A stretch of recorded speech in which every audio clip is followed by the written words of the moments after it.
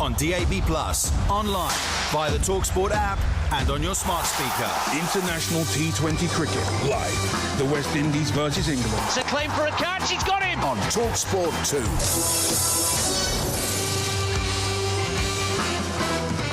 Very good evening to you and welcome for the final time this series to talkSPORT 2 and the talkSPORT Cricket YouTube channel's coverage of the West Indies against England T20 series. England had the 5-match series wrapped up after the first 3 games, but the West Indies hit back last night with a sensational chase on a record-breaking night to breathe life back into an entire region.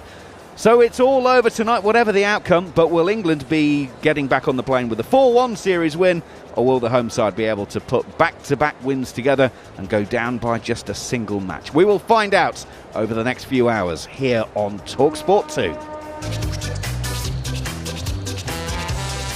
Welcome along, everybody. A very busy sporting weekend. You've filled your boots, I hope, over the course of it, and here we go, we continue, and as you've just been hearing with the NFL boys, they will take you through the night as well, so we are far from done as we bring you the 5th T20 International this evening here on talkSPORT 2. St Lucia, the Darren Sammy ground for the final time of this particular series. Series is won, England 3-1 up with 1 to play, but who's going to come out on top with the second? Let's join Nikhil Chandani for the toss. And the final time in this series, West Indies taking on England. We've got Robin Powell, home captain, Jos Buttler, match referee Sir Richie Richardson is here to oversee proceedings. Robin has got the coin.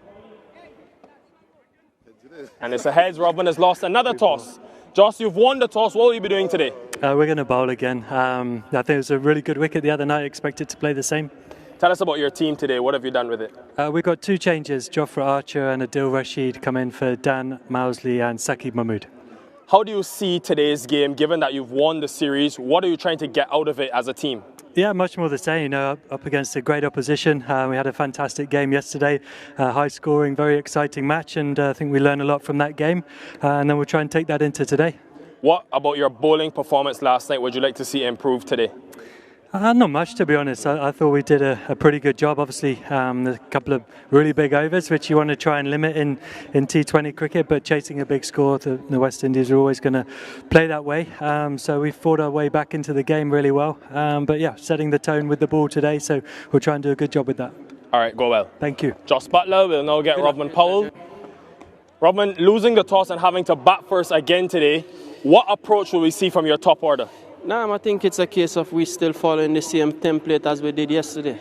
You know, yesterday was very good for us, and today provides another opportunity for us to do that. The fact that every team has won in both series chasing, how do you sort of counter that historic stat, but also what do you need to do as a batting group to try to win posting a score? I think it's just a case, if you got to bat first, you got to bat really good. You know, it's an opportunity for us to do that, as I say.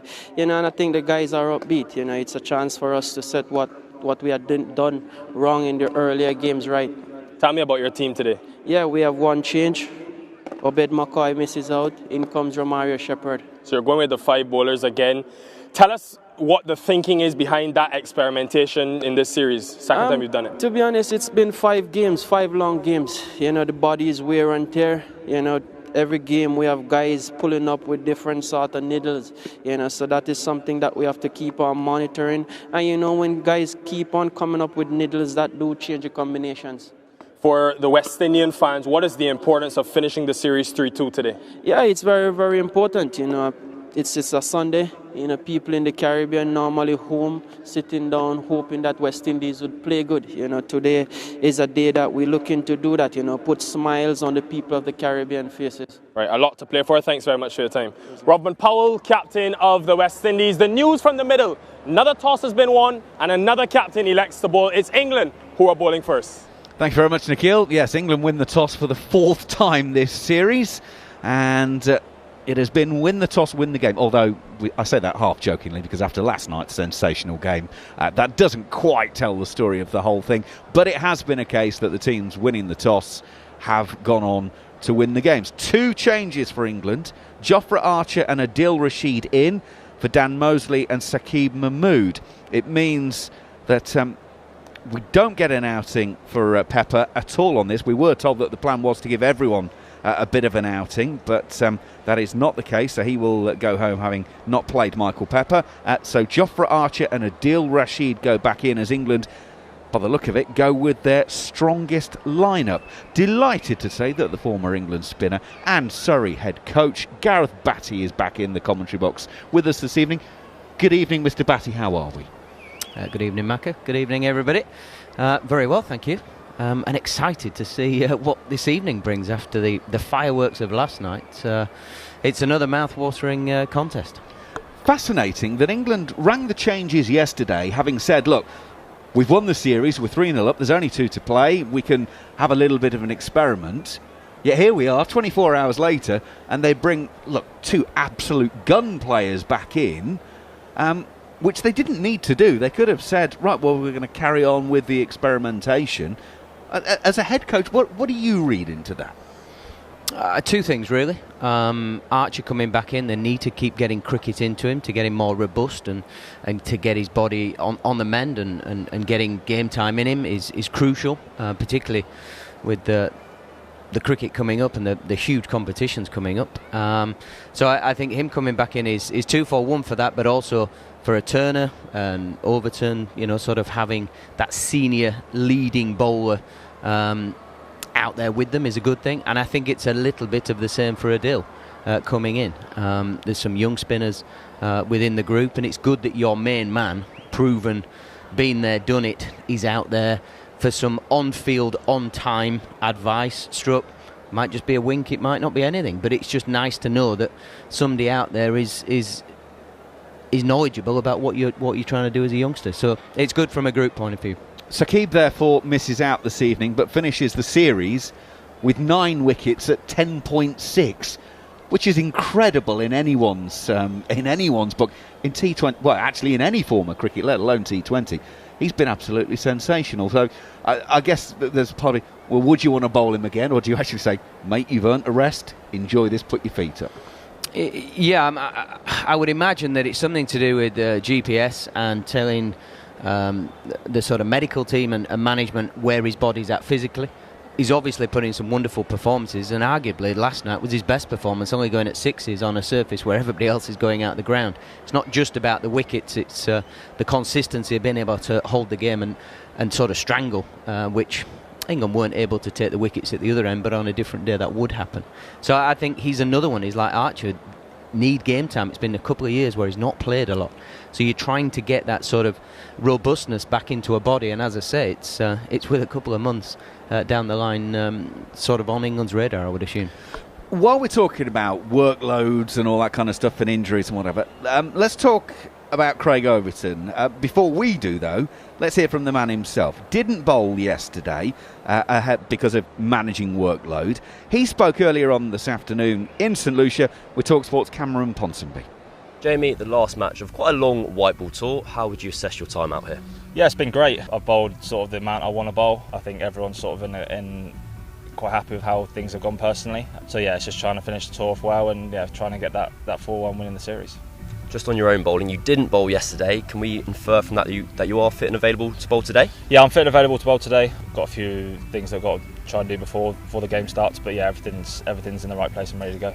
Can you just walk us through how you manage that return to bowling? Because I imagine for yourself, you're normally batting, bowling in the slips at long on. Yeah. Being a specialist number 8 with the bat must be quite a bizarre experience. Yeah, it's very bizarre. I sort of feel like I'm getting a bit of stick back home for deciding to do that, but like it's just one of those. I think my role is to come in at the back end, and yesterday I wasn't needed because we had such a good platform, and just one of those things. But it's to try and just influence the game as much as possible whenever I get the opportunity, and sometimes it works with the bat, sometimes it doesn't necessarily come off because other lads have scored all the runs, so it's just going to try and impact the game whenever I can.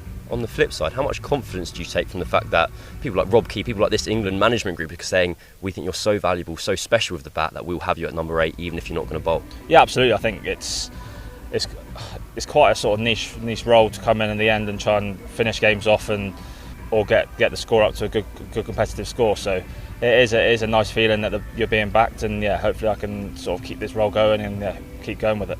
these Dre Russ comparisons, can you clear up, are they actually true? Because I keep on reading back the quotes and I realise we keep on saying to you, people comparing you to Dre Russ, and you go, I don't actually know where this has come from. To be honest, I don't know where they come from, but it's a nice comparison because like we both do similar sort of roles. So yeah, it's a nice comparison, but like I've not heard anything about it. So you can confirm that in the 100, when you're with the Manchester Originals, they're not saying Dre on the sidelines. No, they're definitely not saying Dre. God, an exclusive on talkSPORT. Just finally, on this series, we've had 7 matches, 7 games that have been won by the team that have won the toss. Have you ever played in cricket where conditions have played such an impact? It kind of depends where you are in the world. I think in England it doesn't necessarily make a massive difference. It's when the dew comes down, it can have a big impact on the game. It decides to become a bit easier for the side batting setting and a bit harder for the bowlers because you've got a bit of a wet ball, the footholds are a bit more slippery and it makes it a bit harder. So yeah, I'd say it's something you've got to try and find a way of managing because you're not always going to play games in England. You've got games around the world that you've got to try and learn how to deal with it. But yeah, it is a difficult thing. Like, I think we had probably got enough runs on the board yesterday. We probably just didn't quite bowl well enough for the first sort of 10 overs, and that sort of set the game up for them to win quite easily. And we are on the same pitch for a 3rd match in a row. Yeah. Does that mean anything? What can we read into that?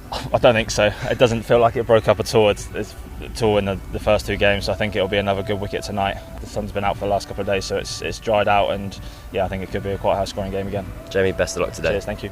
Jamie Overton speaking with Cameron Ponsonby earlier on this afternoon. Gareth Batty, Surrey head coach, and therefore a man with a vested interest in Jamie Overton's recovery and fitness and well-being. We've been talking a lot about this plan and this return to bowling and all. How does this all actually? Let's break it down into simple terms. How does it all work? England presumably contact Surrey and say, we'd like to take him on the tour of the West Indies. You say, well, we've been working with him to get him fit, therefore can we suggest that, or do England say, what do you think? I mean, how does it all work? How have we got to a stage where he's bowling one game, not another, bowling one and then not another? Every case is very individual. When it's a centrally contracted player, England take the lead, but obviously Jamie's our player, and then England select him, so he's got a contract for that tour. So our duty of care and our sort of process to look after him is passed on. And in this instance, particularly with Jamie having 2 stress fractures in the last couple of years, it's a really important phase to get right. Now there'll be people out there, and there's times where I would question myself as well, because we're professional sports people, we're there to play.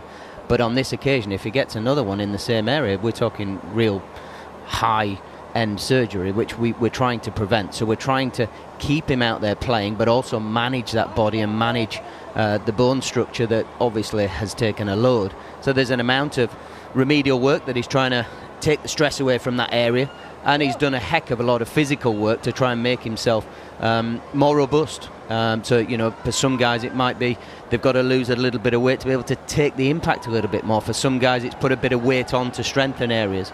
So it's all very much individualised. The fact that he's out there being able to play some cricket, whether he's bowling or not, is a positive from a movement pattern and a physicality. So the fact that England want to pick him and not bowl him is wonderful from him. From a physical point of view, it's difficult for him with his skills because he's a 3-facet player. So to not have one of those skills is difficult. And like he said, some people will be having his badge that, well, what are you doing? It's TFC and all this sort of stuff. But that's part and parcel of the world that we live in. But it's very much duty of care that we want all players at Surrey to play for England, for whatever if selected.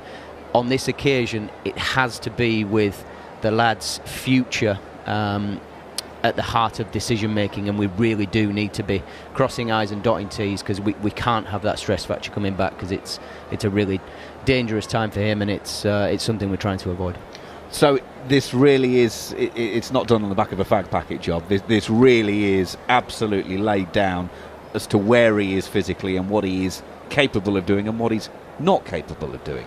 Yeah, so I think he came back, started playing some games the second half of the T20 for us.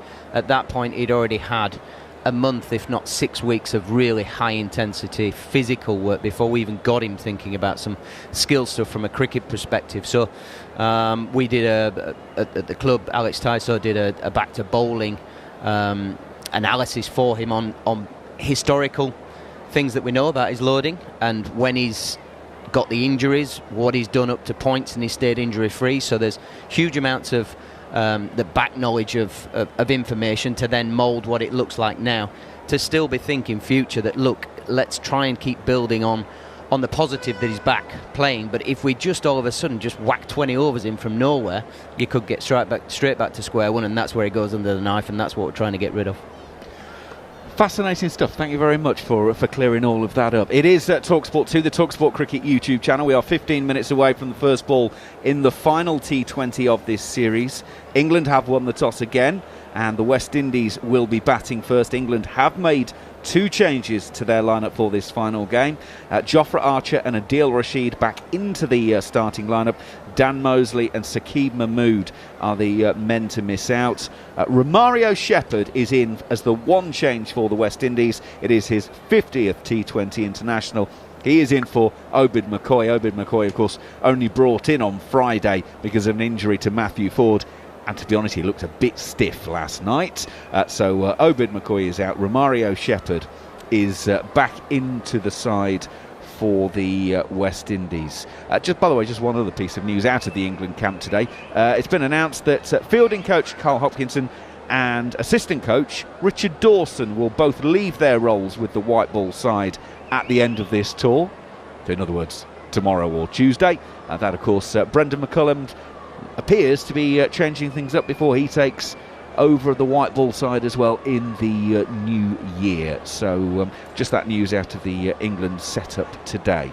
It is talkSPORT 2, as I say, 14 minutes away from the first ball of this final T20 here on the talkSPORT Cricket YouTube channel and here on talkSPORT 2. International T20 cricket live. The West Indies versus England.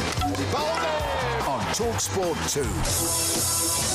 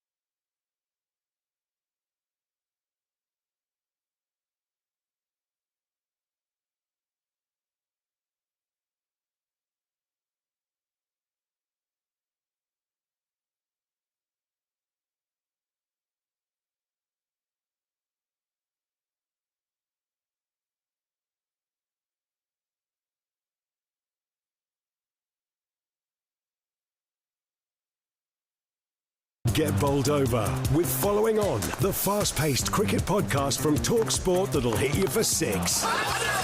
It's a pitch-perfect delivery of first-class cricket news. And that's a beautiful straight drive. Boasting an impressive strike rate of exclusive big-name guests. Oh, you little ripper! And fielding fierce fan reaction. Oh, that might be out. Don't get caught out. Subscribe now to the Following On podcast. Available on Acast, Apple Podcasts, Spotify, or wherever you get your podcasts.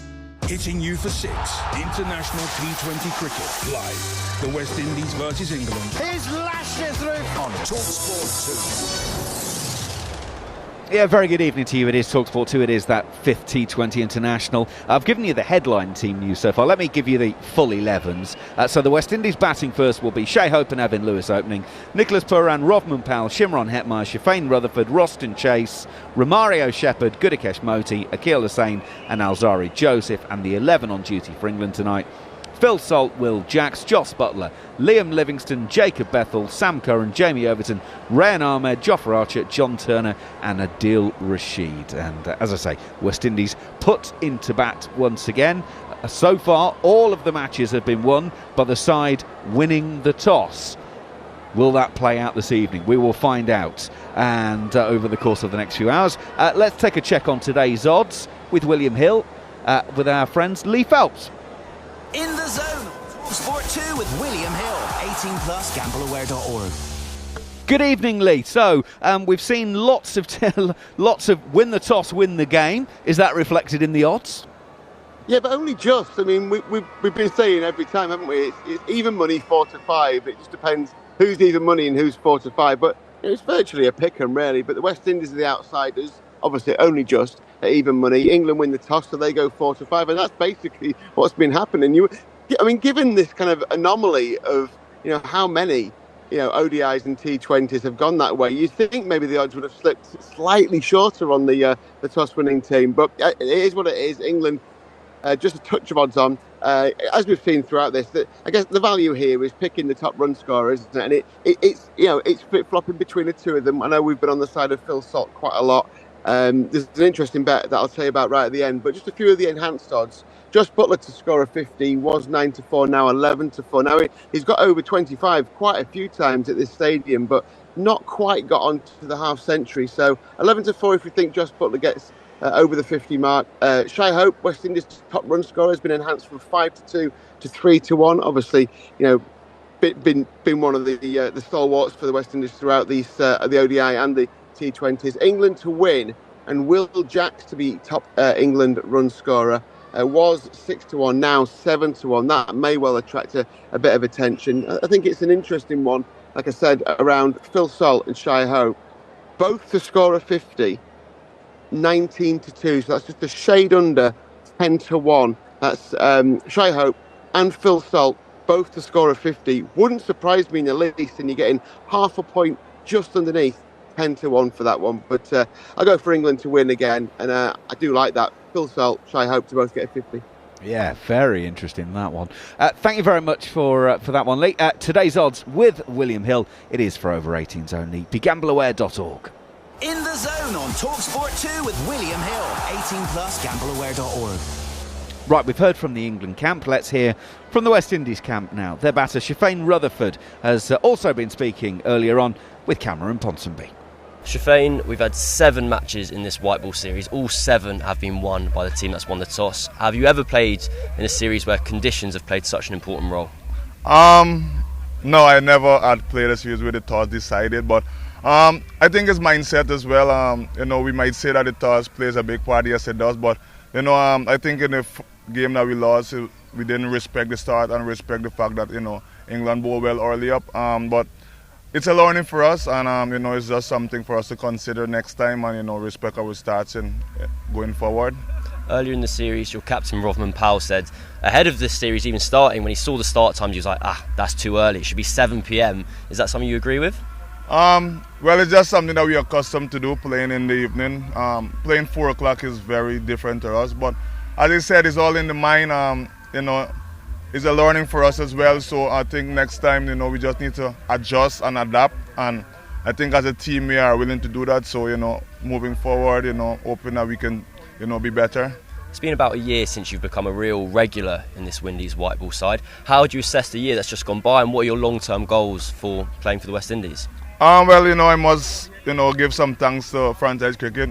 It helped me become a good player mentally. Playing a lot of franchise cricket in different condition, has prepared me well coming in back to the West Indies, and my goal is to obviously play as much for West Indies. I love it here. It's something that my parents always want for me, so I'm doing this here, and I'm enjoying it. I'm loving every moment of it, and hopefully I can continue to perform and stay in the team.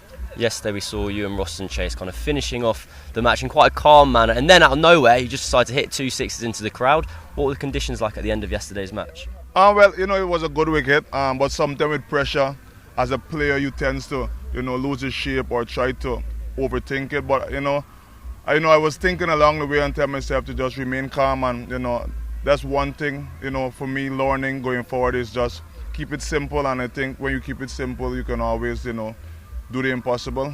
And last couple of questions. One, we're on the same pitch for a 3rd match in a row. Does that mean anything? I don't know. Is it going to change? Is it going to break up? What's happening? Well, St. Lucia is known for the best wicket. I don't think it's going to change much. It's going to be a bit flatter, so it's going to be a belter. So I don't think the toss is going to matter today, but let's see. Shafane Rutherford in conversation with Cameron Ponsonby earlier on. Delighted to say that Major St Patrick Hewitt from the Caribbean Cricket Podcast is with us once again in the commentary box. Good evening to you, Mash. One change for the West Indies. Romario Shepherd back into the lineup for his 50th T20, and they remembered to present him with a cap this evening before the game. In for Obed McCoy. What do you make of that West Indian lineup? Yeah, I think that probably speaks to, well, first things first, hello. I think it probably speaks to the fact that Obed looked rusty yesterday. Physically, he looked rusty. In the field, he looked rusty. And I think they even alluded to it. I can't remember if it was pre or post match that if Romario had been fit, probably Obed wasn't going to play. So this just probably is a reflection on the fact that Romario is fit enough to play this game. It balances the side out better. It makes the batting even deeper for the West Indies. And at this stage, given Obed not looking like his match fit, Romario is the better bowling option because he's got the ability to swing the ball as well. Look, no team ever wants to lose. No team ever goes into a series trying to lose. But if the West Indies were to win the last two matches of this series, therefore make it 3-2, what would the overall reaction from the Caribbean cricket public be, do you think? Would 3-2 be acceptable? Yes, but only because they're only because if they bat first and win the match from batting first, then I think that proves a lot of doubts wrong about their inability to win matches batting first. So I think it's more about, and you could even flip it onto England. If England win 4-1, but they've won doing what they also like to do. So both teams are in this weird, they're almost in this weird zone where for either side they're going to come out of the series, well, England will win it no matter what, but having done what they wanted to do when they win matches. So I think if it ends 3-2 and West Indies are able to win the final two, they'll more reflect on the fact that if they can do it batting first, then there's positives to be taken. I suppose, yeah, it's always the thing is you can lose, but it's the way to lose. If the West Indies had gone, if the series had gone like 1-0, 1-all, 2-1, 2-2, then 3-2 would feel different than if you lose the first three and the series is gone. And actually, it's easy at that point to chuck the towel in and go, well, it doesn't matter now. We lose 3-0, 4-0, 5-0. It doesn't make any difference. You've still lost. But actually, they hung in there and they showed more spirit last night, and certainly with the batting. We spoke about it during the game yesterday and also in the following on podcast about the fact that the power play, they weren't 3 wickets or more down. Yeah.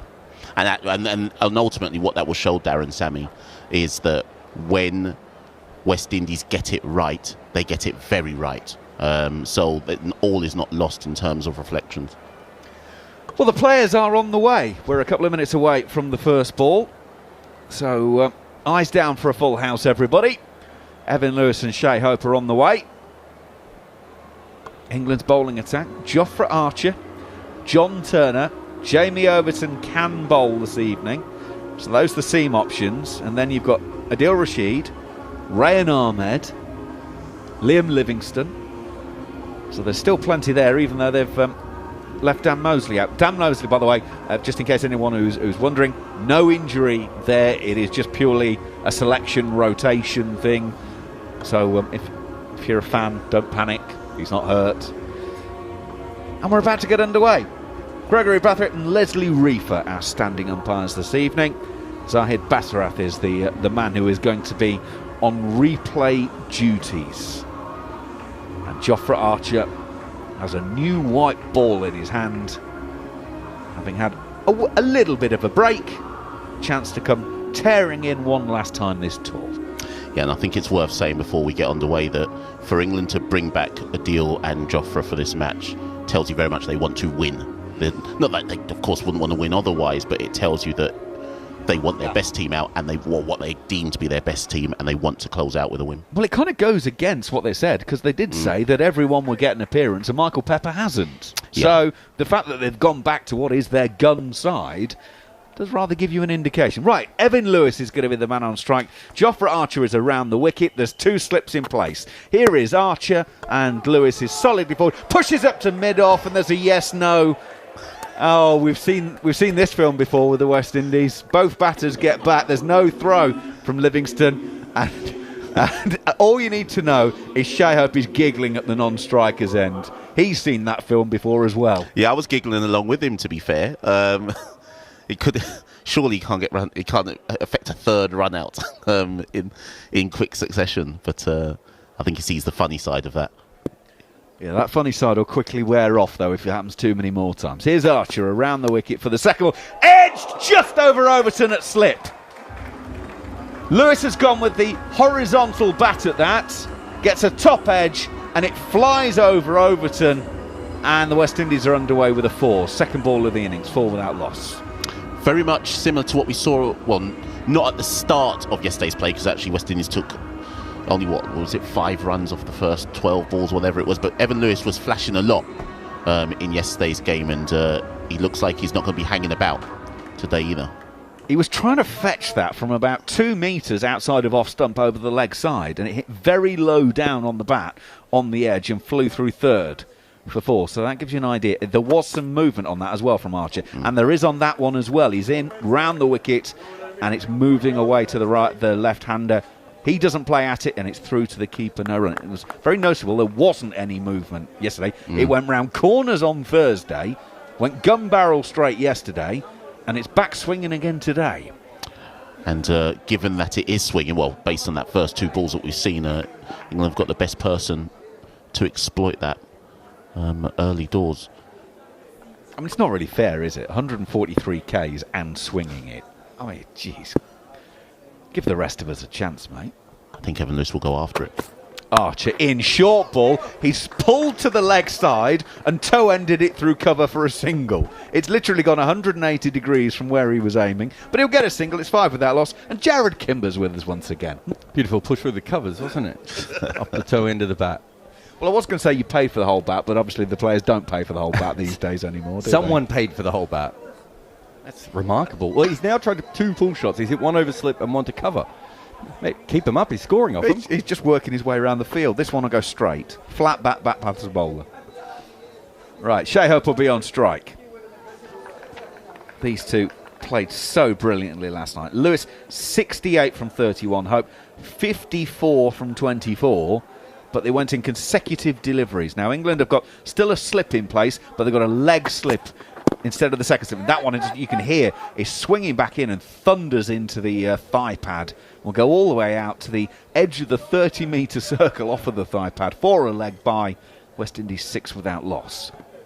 Yeah, if Jofra's going to get that ball moving to Shai Hope, he wants to challenge Hope outside the off stump. Hope, that's where Hope wants it, but at the same time, that's always most likely to get Shai Hope nicking off most likely. But we'll get to that duel possibly in the second or third over because Evan Lewis is back on stroke. Final ball of the over. Archer around the wicket. It's inside edged. Another short ball outside of off stump. Phil Salt dives away to his right hand side, going towards the fine leg side, and there's no run to complete the first over. 6 without loss. So we've had an edge that's flown over slip, a toe end that's gone to cover, and an under edge that's gone to the keeper in the first over. He's aware he can play those balls on the offside. He doesn't have to keep trying to drag them meters to the leg side. You know what round the clock is, Macca? Yes. So I don't know if you know this, Mash, but they don't talk about it as much. But really good batters, especially when in the net, sometimes they'll just say round the clock. And no matter where you bowl it, they'll hit it to square leg, to mid-wicket, to mid-on, and they'll keep doing it. Garfield Sobers did it against Knox one time to show that he should be the overseas player rather than another West Indian who was in at the time. He's done an accidental round the clock there, all trying to play the same shot, and none of them going actually where the clock was facing. Well, does the clock face? You know what I mean. Yes. The hands? John Turner. How do clocks work, Macca? From the pavilion end. Comes in and bowls the first ball of the second over. It's on the pads of Shai Hope. It'll be turned to wide mid-on. Joss Butler will do the fielding. They will take a single. Turner 1 for 42 from his 4 overs last night. Starts with 1 on the pads of hope, and it's 7 without loss here on talkSPORT 2 and the talkSPORT Cricket YouTube channel, of course. It was intriguing to hear Shafane Rutherford say that he thinks this is more of a belter than yesterday. So you have to assume West Indies know they've got to post at least 220 again. But then we didn't see any movement like we saw in that first over yesterday. We did in the second innings, though, didn't we? So we have seen some movement off this pitch, but it only lasted, it was fleeting. It was a lot of movement, but it didn't last very long. It's very common in St. Lucia for them to use the same pitch 2, 3, 4 times in a row, which isn't that common in the rest of the world. I can think of a test match where they've done it recently. It was a slightly different set of circumstances. Turner over the wicket to the left-handed Lewis, who's beaten on the outside edge through to salt no run. Genuinely beaten as well. And he's walking down the pitch to prod at it. I don't know why he's bothering. It's like the main road down to Castries. Yeah, tentative push there by Evan Lewis. And as you say, Macca, genuinely beaten there. I thought that was swing, but that looks like seam. I think he was right to prod at that one, Macca, actually. That seemed to have just gone violently away from him. Turner runs in, sort of elbows jutting out, and Evan Lewis is swinging away at this one. And I think he might have inside edged it onto his own thigh. It just dribbles down in front of him and there's no run. That's 4 pull shots, and so far he's got the ball absolutely nowhere. We're just seeing here on the on the TV graphic that he's made 84 runs since 2022 playing the pull shot, an average of 12. I'm shocked that the average is that high. Before that, he used to average 26.5 at a strike rate of 256. So he certainly changed a little bit. He's playing the pull shot a little bit like I think I would. Listen. Well, he's only averaging 12, but he's doing it at a strike rate of 168, so Handy. It's quick. Turner in, leg side-ish, in towards the thigh again of Evan Lewis. It's turned on the leg side. Sam Curran will field, just a single taken, 8 without loss. I just need to look at the boundary dimensions to see if that's played the role in why Evan Lewis is persistent in targeting the leg side, but I'll get back to you there. Well, unless they've changed the boundary from yesterday, it was 63 square either way and 71 straight, which ain't massive, however you put it. So, in that case, then I can't give him that as his, as his justification. Turner into the right-handed Hope, who drives on the up through extra cover, but he threads the eye of the needle between extra cover and mid-off, and there's a boundary 4 for Shai Hope. The second of the West Indian innings, 1 ball to go in the second over. They're 12 without loss. Perversely, that's where you should be bowling to Hope. If it has a bit more movement, that's your chance of getting Hope nicking off. I mean, it's on the up. It's not. I wouldn't say that's the ideal shot that Hope wanted to play to that, and I wouldn't be too despondent if I was Jon Turner. Yeah, absolutely. Turner's got his hands on his head on that one, goes in and bowls again. Slightly shorter of a length. Hope is trying to force, but with no timing on this occasion, through the covers, and it will dribble back to the bowler. 2 overs gone. You listen to talkSPORT 2 and the talkSPORT Cricket YouTube channel. West Indies put into bat by England. 12 without loss after 2 overs. Lewis has 6, Hope has 5. If there's anything we've seen, it's just that when the ball is bowled short, it's just holding up a little bit. So we've seen 4 false pull shots so far, and then again Shai Hope trying to force that one through the covers, just not coming on. That's where we saw that seamers have their most success last night.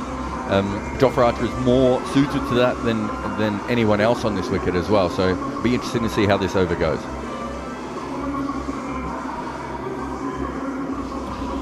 It's interesting for the West Indies that starting this series was Brandon King and Evan Lewis, and they're very much still unsure who their best opening pair is. But if Lewis and Hope get off again, Brandon King will be sweating about his role in this side. Absolutely. Archer for his second over around the wicket, and Evan Lewis said that one's into his wheelhouse, and it goes all the way over mid-wicket for 6. It goes over straight mid-wicket, but Jofra Archer, even though it's a fraction under 144 kilometres an hour, just bowled it into the slot as far as Evan Lewis was concerned, and he might have had a few issues in the previous over, but he got all of that one. Well, that feels like what he was trying to do the 4 previous attempts where it didn't come off, but the difference there is he wasn't trying to fetch that from the 10th stump line. that was actually in his arm. It was also a lot fuller. probably too full, all things considered. So it'd be interesting to see if Jofra just straight away pulls his length back here. Well, England's two outside the circle are a deep fine leg and a deep mid-wicket at the moment. Archer in around the wicket. Now that climbed, and Lewis had to get on top of that one to drop it down at his toes for no run. That was the one to pull, and he was like, no, that's not what I wanted. First genuine lifter we've seen there. Had a bit on it, that one, didn't it? It took a while, if I remember yesterday, for, apart from Alzari Joseph, it took a while for both sides to realise that maybe you might want to just bowl a couple short and see what it might do to the batter. Absolutely. Archer in around the wicket once again. Oh, now that one's armpit height, and Lewis does really well to ride the bounce on that one, get it down to Rayan Ahmed at fine leg, and take a single. That really could have been a world of trouble, but it's a single in the book, and it's 19 without loss. Yeah, nasty delivery that from Jofra Archer, and wasn't played conventionally, but played well all the same by Evan Lewis. Shea Hope then settling in. Jofra Archer bowling from the media centre end. So I think Jofra should go a touch fuller here to Shea Hope, but let's see. Archer in over the wicket. It's a short ball. Hope's gone on the pull. It's gone straight up in the air, but it's going to clear everyone and go over the boundary at fine leg for 4. It landed just short, and Jofra Archer turns round and just starts laughing because he's thinking, how is that not out? Well, the breeze is from off to leg from this end, and Hope got enough of it for it to get up and into the jet stream, and it landed about a foot inside the rope, and Turner had no chance, and Jofra just stands and giggles. Yeah, I think sometimes you have to look at the reaction of the players there to understand what's happened. Shea Hope thought he was out. Jofra Archer looked up to the sky wondering how he wasn't out, and Josh Buttler clapped Jofra Archer because it was that good. Interestingly, Hope just turned to the umpire and says, was that 4 or 6? It was 4.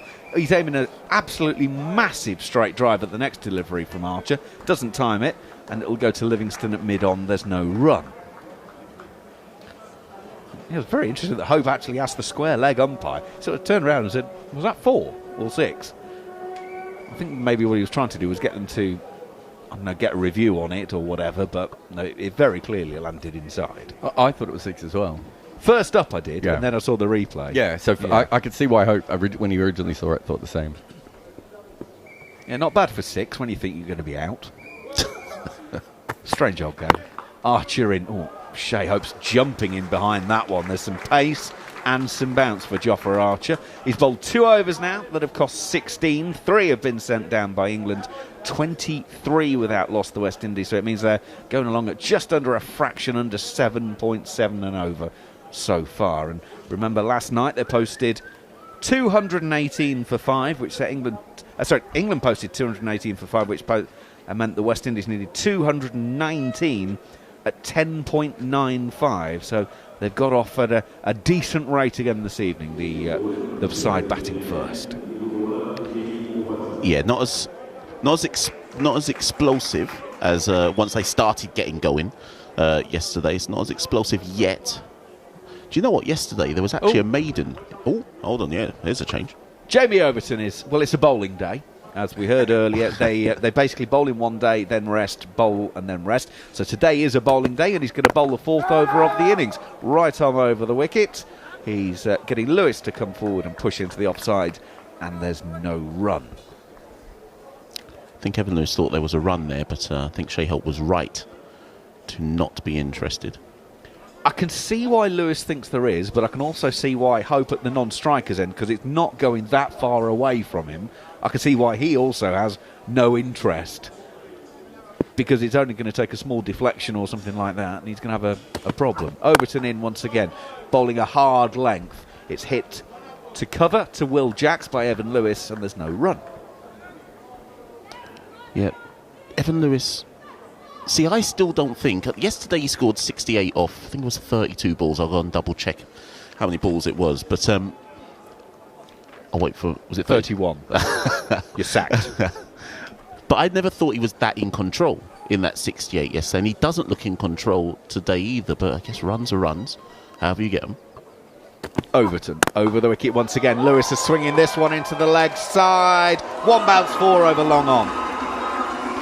Well, he's climbed into that one and pulled it, and again he's targeting that leg side, which is his favoured side today. But again, was that properly timed? He looks like he's toe-ended it a bit and plugged in the outfield and then rolled off for 4, but sounded like he hit it with a wet fish rather than a bat. It just didn't come off completely right, and he got enough on it to get clear over the top, but he certainly didn't time it. He swung very hard. Yeah. 17 from 14 balls is Evan Lewis at the moment. Overton is in once again. Now that one's nicer timed, and there's the great irony of cricket. He gets nothing for it because it's straight to Jacks at cover in the offside no run. I think Overton's bowling the wrong length here.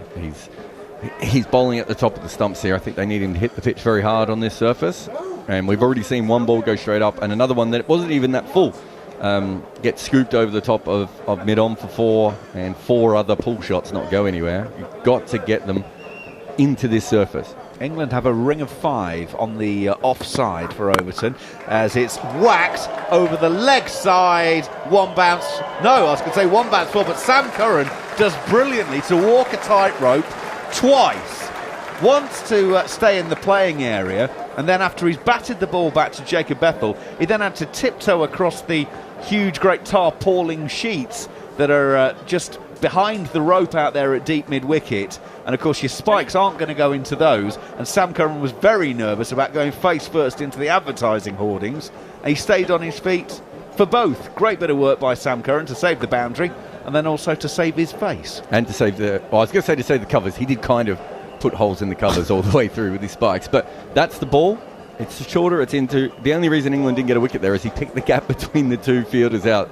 If that would have been towards either of them, he's walking back now. Overton now to Hope. Hope backing away to leg. Plays a little punch to extra cover where Adil Rashid is stationed. No run. 4 overs gone. 28 without loss. Lewis, 18 from 16. Hope, 9 from 8. That's a good over there from Overton. Only 5 off it. I know obviously Jarrod said he could have been bowling a better length, so to speak, but to only get away with 5, and again Evan Lewis not really looking in control within those 5 runs, so I'll give that one to Overton. Yeah, probably got away with the 2 outside off stump, partly because Evan Lewis is so focused on hitting to the leg side that when he got, I wouldn't say a looser ball, but a ball he could just punch through normally, he wasn't in a position to do that. This is the interesting over for him, of who they go for this 5th over now.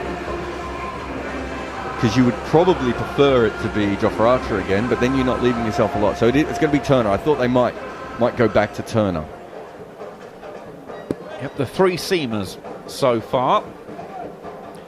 And here is Turner. Evan Lewis has given himself some room on the leg side. He's not got all of this one, and he's just lobbed it up, but Liam Livingston can't get around from mid-on to mid-wicket to take the catch. I need to put together a highlight reel of Evans 19 and 68 from yesterday, and work out his control percentage. I don't know how he's not out. He's mishit everything, even the boundaries. It's remarkable. There's probably that one good shot off Jofra that he picked up from off stump, and everything else has just come from every different part of his bat. And again, I just thought that was out. I just see the ground crew putting on their hoods, Maka. There is certainly one of them. Or is he? No, he's taking off his sou'wester, I think. That's all right then. We like that. They don't want to see sou'westers today. They did have a little bit of rain in St Lucia earlier today. Oh no, hang on, I think he was putting it on, because we've now just seen that the aforementioned group of ground staff going over to the aforementioned cover. Shea Hope is not hanging around. He's got a ball that he can whip away through mid-wicket, and it's away for 4 from Turner. Hope goes to 13 from 9 balls. The West Indies are 33 without loss as the 5th 4 of their innings is hit. As Jarrod alluded to prior to us seeing that Turner was going to bowl the 5th, I think this would be a premeditated over for the West Indies to target Jon Turner here, to really get a motor on. But Jarrod, something that I do want to come back to on Evan Lewis when he's back on the strike is, why is he not going offside? It's not like he hasn't gone offside game. Turner into bowl to Shea Hope. Hits hard, and another ball has not hit the middle of the bat and has blooped into the offside, and it lands about 5 metres away from Will Jacks. There's an awful lot of balls getting mishit at the moment and just lobbing, which on another day the West Indies could be 40 for 3 at this stage. As it is, they're 34 without loss. Bloop is the correct term for that shot too. Because he tried to hit that very hard and it just sort of towards cover, didn't it? And cover almost overran it because everyone thought he was going to hit that harder than he did. Is this pitch just not playing as well as we thought it might after all of this? Turner is in once again. Well, Evan Lewis has decided to take the pitch and the field out of the equation because he's just hammered that one into the breeze over mid-wicket for 6. Evan Lewis has that shot down pat at the moment. Everything else seems to be more of an effort. He's gone to 25 and the West Indies 40 without loss. I'm going to be slightly critical of Jon Turner there, though. We've seen that Evan Lewis is trying to drag everything into the leg side, and by bowling that line and allowing Evan to back away, it's allowing Evan to pull to that side, whereas I'd bowl to the 6th stump and ask him to fetch it. Turner in once again. Evan Lewis has hit down the ground, clears mid-on, 3 bounces 4. Everything at the moment, Evan Lewis starts in a perfectly normal batting stance and then everything gets opened up. It's like a spring uncoiling and everything is going leg side. And England seem to be feeding that shot at the moment. West Indies 44 without loss. Well, at this point, if you're out in the field for England, it's not like Evan Lewis hasn't told you what he's trying to do. He's not told you what he's trying to do here. Final ball of the 5th over. Turner in, and Evan Lewis has got hit on the head. And he was trying to pull. Breaking news, everyone. Evan Lewis was trying to hit it to the leg side. That one gets big. It rattles him on the lid. I imagine the medical staff are going to come out and have a check. The helmet is coming off from Evan Lewis for him to have a look. 5 overs gone, 44 without loss. Lewis has got 29 from 20. Shea Hope has got 14 from 10. Jarrod Kimber will enlighten you with some wonderful words of wisdom, incredible statistics, and then Jon Norman and Gareth Batty will come in. Yeah, it was a big hit on the head, and I tell you what, it was so big that it's actually brought the clouds out, in fact, and a sensational effort by the local TV sound person who's just motoring his way through the middle of the ground to pick up the microphones as well. But yeah, it's just started to rain. We thought it might be. That's a much better length on this wicket than I think some of the lengths. Again, I just think England have been too full. I don't understand it with Evan Lewis because every time they've gone short, he's either mishit a pull shot or he's been hit or looked uncomfortable when they've continually bowled full. And when they've bowled full, he can hit them. Now, he's hit a few of them off different parts of the bat. There's probably been a couple that he's timed, and everything else has gone a little bit squidgy, a little bit bloopy, as Andrew McKenna called it before. It doesn't look like it's horrendous rain at the moment, but it's certainly coming in. We've got the big covers out, and we've got the big guns on board. Jon Norman and Gareth Batty. Oh, he means us. I was looking around. Is Harmy here? Goffey? No. Manners? Well, I mean, you wait 5 overs, and I was just sitting outside the commentary box, and you take your cues, didn't you, from the cadence, especially when Macca's on. And I would say on about 8 occasions, his commentary halfway through the delivery suggested to me that a wicket was about to fall, and either the ball dropped short or went just a little bit longer than what he or possibly England and West Indies are expecting. It's been a bizarre 5 overs. There's been a lot of balls just hit up in the air. Even a couple of the timed ones, like Shea Hope went through the covers, just perfectly catchable and went between the two. And Evan Lewis, when they finally got the length right to him and they got him to play the pull shot again, he hit it in the air towards the 2 fielders they had, but between both of them. It was a great effort by Sam Curran for it only to go for a single. We had the top edge that went for 4. We've had a couple that have gone over mid-off and mid-on that could have been caught on another day. It just feels like the ball's going up, but it's just not landing in the hands. I think England should count themselves fairly unlucky to not have taken a wicket so far, but that's what the West Indies also do, is they punish you because they swing so hard that even some of the miss hits are going for 4 and 6. Yeah, I think that's been the key from Lewis. He's swung so hard, he's got himself in some pretty poor, powerful positions at times where he's got very square on before he's trying to play the shot, and he's skewed a couple just over mid-on and just in a gap through mid-wicket. You can see England's plan, and it's actually almost worked without actually taking the wicket. And you just feel like there's something in what they're trying to do, but we're talking about international cricket, and the guy's going to have a day out, and he's throwing caution to the wind. It's just his day at the minute. It's now absolutely pouring, by the way. I would suggest the better option is probably to bowl that metre or two shorter than they have at the moment, because they've hit him on the head. The pull shots, when they were shorter, they were the ones that he edged over the top and everything else, and the one that he should have been caught out on the boundary. When it's been around the bail height, he's been playing the same shot, but much better. So I think they've got the execution of the idea slightly wrong. But, I'm also saying that, and within that, he still should have been out. Yeah, he should have been, but it's almost been two rules of thought. Archer basically went around the wicket and stuck it at 6 off stump and still bowled the same length. But Overton and Turner have bowled over the wicket. So their margin for error, if they get anywhere near the body, it's gone more out of the ground, and he's looked a bit more comfortable with that. Anything that's been outside the eye line, again, he's not as confident. And I think it's that technical position where he's very square on as opposed to side on, where your left hip stays back and the power's generated, and that's why you get your force through the pull shot. So I think England have, if we're being brutally honest, they've just been a fraction unlucky. They've just not had that lady look where the ball's gone up into an area where the fielder would have caught it. But fair play to Lewis. He's certainly swung hard, shall we say. He's clearly made a decision on which side of the field he wants to hit the ball to. I'm not sure. They've got all these fielders on the ring on the offside. I'd love to. I mean, England have had some pretty fun fields. It'd be great if they just brought everyone over. Well, not everyone. You're allowed to have 5 players on the leg side, aren't you? Yeah. So it'd be interesting if they just do that in a minute, as if to say, mate, if you're going to hit it here, just hit it here. Well, we have got a little bit of a break in play. So whilst we wait, there was news this week.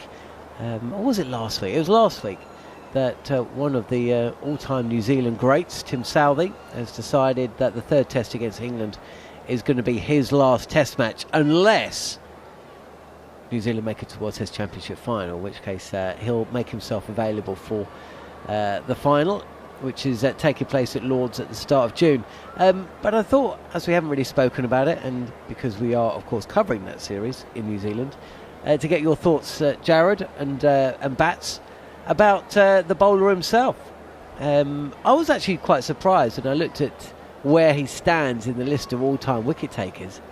I mean, there's some pretty serious names in and around him. Now, this is a guy that's actually polarised opinion in New Zealand, and there's, a fair amount of people out there who actually feel he's quite fortunate to have played as many tests as he has gone on to do. Shades of maybe of Kapil Dev towards the end of his reign, Courtney Walsh, but of course New Zealand have got quite a few bowlers waiting to come in. So, where does he stand? He's always going to be quite a big step down from Sir Richard Hadley, but apart from the great one, he's there, isn't he, Southee? Yeah, he's probably just behind Bolt, isn't he? You'd have him behind Bolt, wouldn't you? Yeah. Yeah. What I found interesting about New Zealand is that, has any team, possibly the Great West Indies side, has any team ever fielded 3 of the best 4 bowlers that they've ever had? At one time. And consistently as well. Probably Bangladesh at the moment might be the other answer to that. But I get your point. Look, I think what happened with Tim Southee was he burst onto the scene at, 19? I remember writing at that time saying he looked like a 300-wicket taking bowler. And New Zealand fans were just like, what are you talking about? He's too slow. I was like, but he's just going to be able to bowl at the top of off stump for the next 10 years. He's just got to stay fit. But within that, that's not really what happened, is it? He struggled for a long time. He actually lost pace. He was bowling at around 126, 128 for a little while there.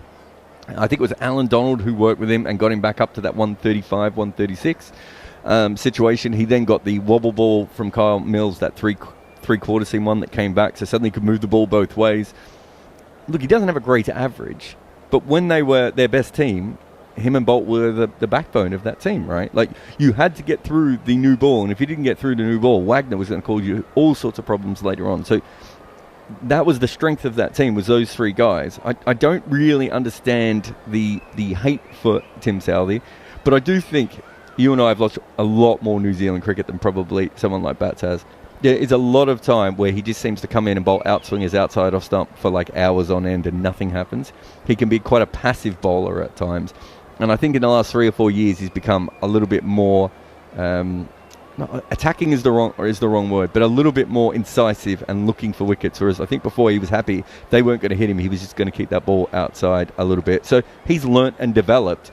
I feel like New Zealand fans expected something different from someone who bowls 130 Ks who's really tall. I think for the listeners, read out his numbers there, Jarrod. So he's taken 385 wickets at 29.88 with an economy rate of just under 3. It's a brave person to argue that he's not had a wonderful career. Yeah, exactly. I mean, I'm calling some people out there. I'm saying, hang on a second. Best part of 400 wickets, played a lot of games, and been the backbone, like you say, of their ability to take 20 wickets. Yes, most great bowlers have a partner. So his partner in Bolt, and they complemented each other beautifully. Bolt bringing it back into the right-handers. And if anything, he had a bit he had that upward rotation where he's a bit slingy towards the slips. It was more sort of drift out to slip at times, is what you were saying. But it's still an ability to move the ball.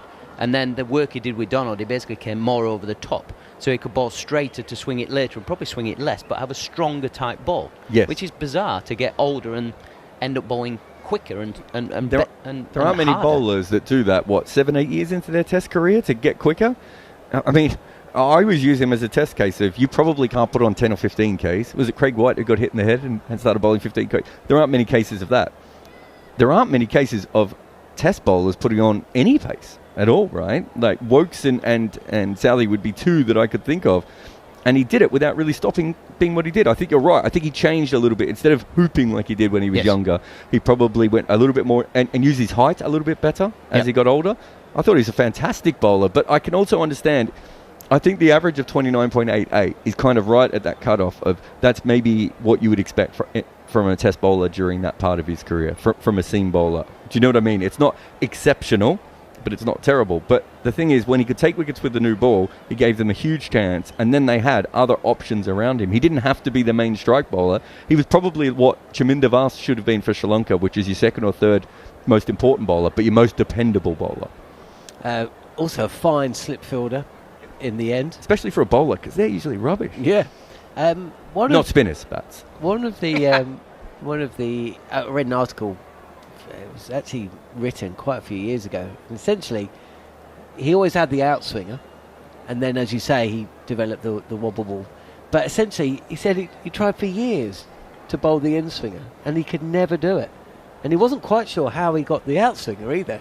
And then he started worrying that, well, I don't want to mess around. I don't want to mess around here and lose the outswinger, and definitely, there's no guarantee I'm going to get the in-swinger.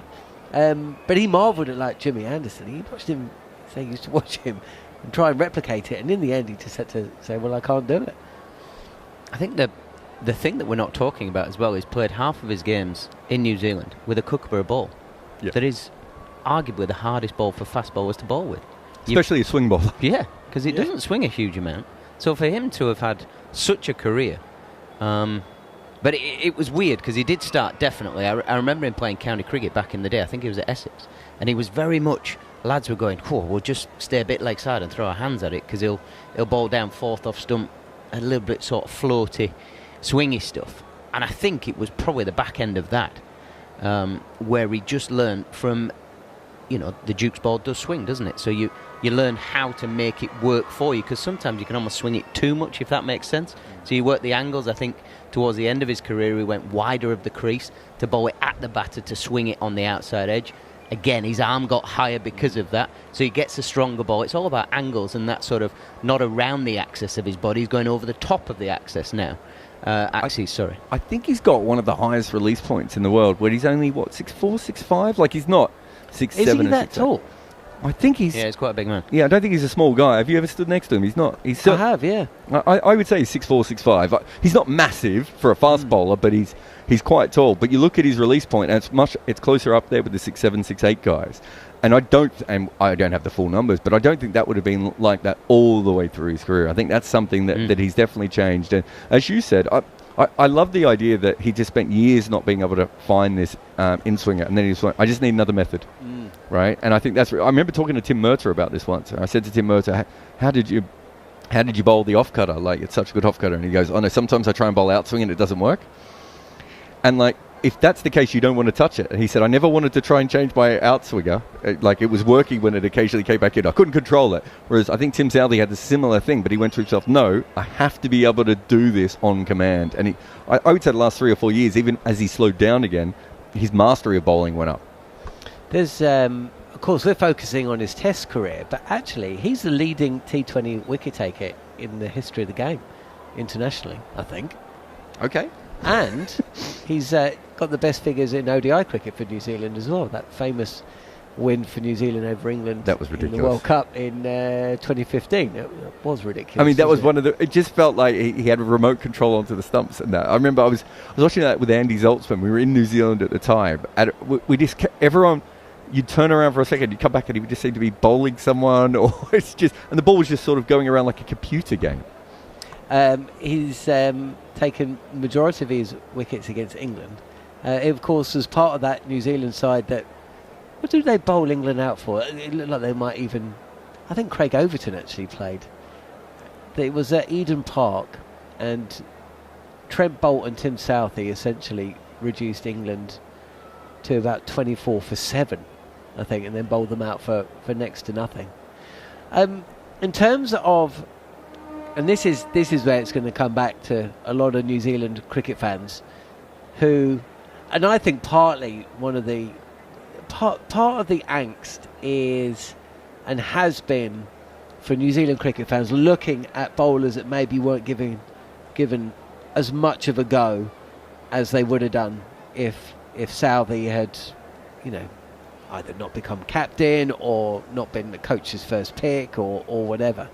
And to say their names now, Mitchell McClenaghan, Matt Henry, who's missed a lot of cricket, of course. Neil Wagner was kind of forced to retire. So, there have been... Who was that? Oh, Matt Henry was the other one. Matt Henry, yeah. He's the only one on that list. And aren't they all late? Like, there was a long period of time isn't it? When Southee was bowling, and, Chris Martin was coming to the end of his career, Ian O'Brien was struggling with injury. I'm trying to think who their other seamers were around that. Darryl Tuffy. Yeah, Darryl Tuffy. He was even slower than Southee was. Carl Mills. Yeah, Carl Mills. Jacob Oram. Yeah. Jacob Oram. So we're talking about a lot of guys who were injured a lot, who weren't always available. The thing about, availability is the best ability at a certain point, isn't it? And that is something. I've got one for you. So this is quite interesting when you go through. These are the test matches that Southee played. So he averages obviously 29.88, and I've only looked at the other seamers in his test matches. Trent Boult averages 26.71, which backs up what we said, that he was slightly better. Neil Wagner averages 26.77. So those are the two teammates he went up against. He's not averaging massively worse than either of those two. He had a longer career as well. Yep. Stuart Broad averaged 28.13 in the same test matches. Again, very similar. Matt Henry averaged 30.5. And Jimmy Anderson, in the same test matches that Tim Southee played in, with the same balls and the same conditions, 28.11. So it doesn't suggest that Tim Southee was massively off any pace. The only bowler who completely blitzes him is Kyle Jamieson, who averaged 19.73. But he was pretty special for those 5 minutes that we actually saw him on the park. But if you look at all the seamers in the same matches that Tim Southee played with all the way through his career, the overall average is 31.81. So he's about 2 runs better per wicket than all the other seamers combined, but over 385 wickets. That feels like, to me, a fairly good advantage. I'm starting to wonder why anybody's questioning this fella. And I wouldn't say we're particularly bigging him up here. We're just saying the facts and presenting them as they are. This guy's had a wonderful career. I can't. The haters, I just think, go to bed and wake up a different person tomorrow. I don't understand it. Well, he's had a 16-year career, and I just wonder how many test matches has he missed due to injury? Well, they don't play many. He'd have to be unlucky to be injured at the time they play. Matt Henry. Oh no, There's two, right, that have missed. Oh yeah. I mean, it's still something. It's a bit like Jimmy Anderson, isn't it? And you can't put a figure on just being available for that amount of. I mean, 16 years. I'll put it to you another way as well. And I always thought this was the Jimmy Anderson, Dale Steyn argument as well. I think pound for pound, even Jimmy Anderson thinks Dale Steyn is probably a better bowler, and Dale Steyn thinks that Jimmy Anderson's more skillful. But when you start to look at the length of their careers, there is a certain point of how many years you have Jimmy Anderson available for you compared to how many years you have Dale Steyn available for you. So would you pick the better bowler, or would you pick the player who is available for longer, who's almost at the same level? I think that's what Tim Southee is for me. For 16 years, they basically didn't have to worry about who was taking the new ball. You're a coach, but that's such an advantage, I think, over a long period of time to just be like, he's getting the new ball, he's not going to waste it. Occasionally he's going to bowl absolutely brilliantly. Some days it won't work because of certain pitches, but he's very rarely going to let us down. Yeah, I mean, I speak to lots of coaches outside of cricket, and it comes back to the same thing. You want something that you can depend on. You want particularly in cricket, you want a base level average to be able to say what your team is going to be. So bowlers, you add their cumulative strike rate together, you know roughly what the side can get, and you do the same with the batting. You know roughly what you're going to score, and then within that, hopefully you have a couple of youngsters or a couple of unknowns who raise your standard of your team. But averages can tell you an awful lot. You've got Mr. Dependable there. You're obviously going to go with the tried and tested because you need some kind of solidity to every team. There is no team that has been successful in any sport where you don't have some form of dependability. Okay, so let's throw it forward to the Test series that's coming up. It's in a week and a half. It starts 24 wickets, an average of 12. Thanks. Note that down. We've just commentated on a ridiculous series involving New Zealand. They of course beat India 3-0. Even saying it now, having commentated on the entire series, it still defies belief what the Kiwis managed to achieve. They're now still in the hunt for the World Test Championship final.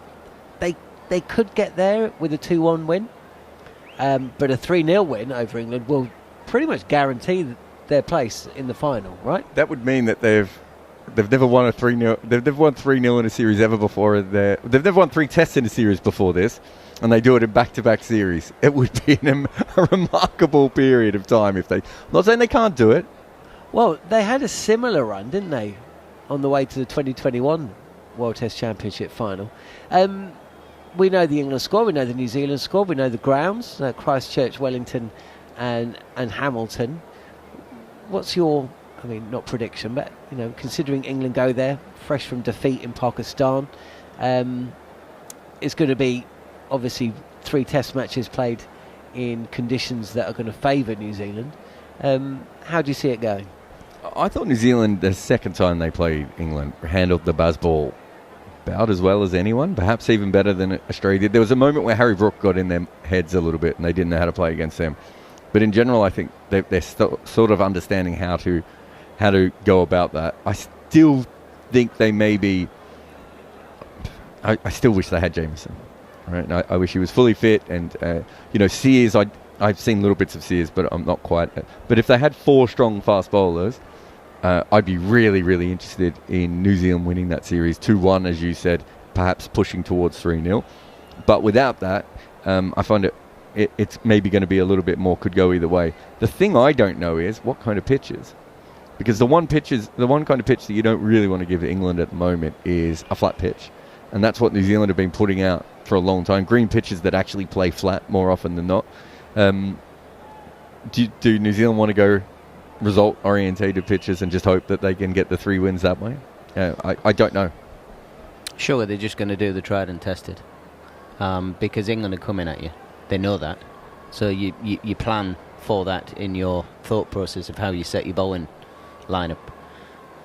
You're going to have grass on your pitch to create bounce and a bit of carry, so behind the wicket becomes effective. Your catches are going to carry, but your batters can also score runs. You don't see much lateral movement in New Zealand, do you, really? Not as much as you certainly used to. You get a little bit on day one, don't you? And then it usually flattens out.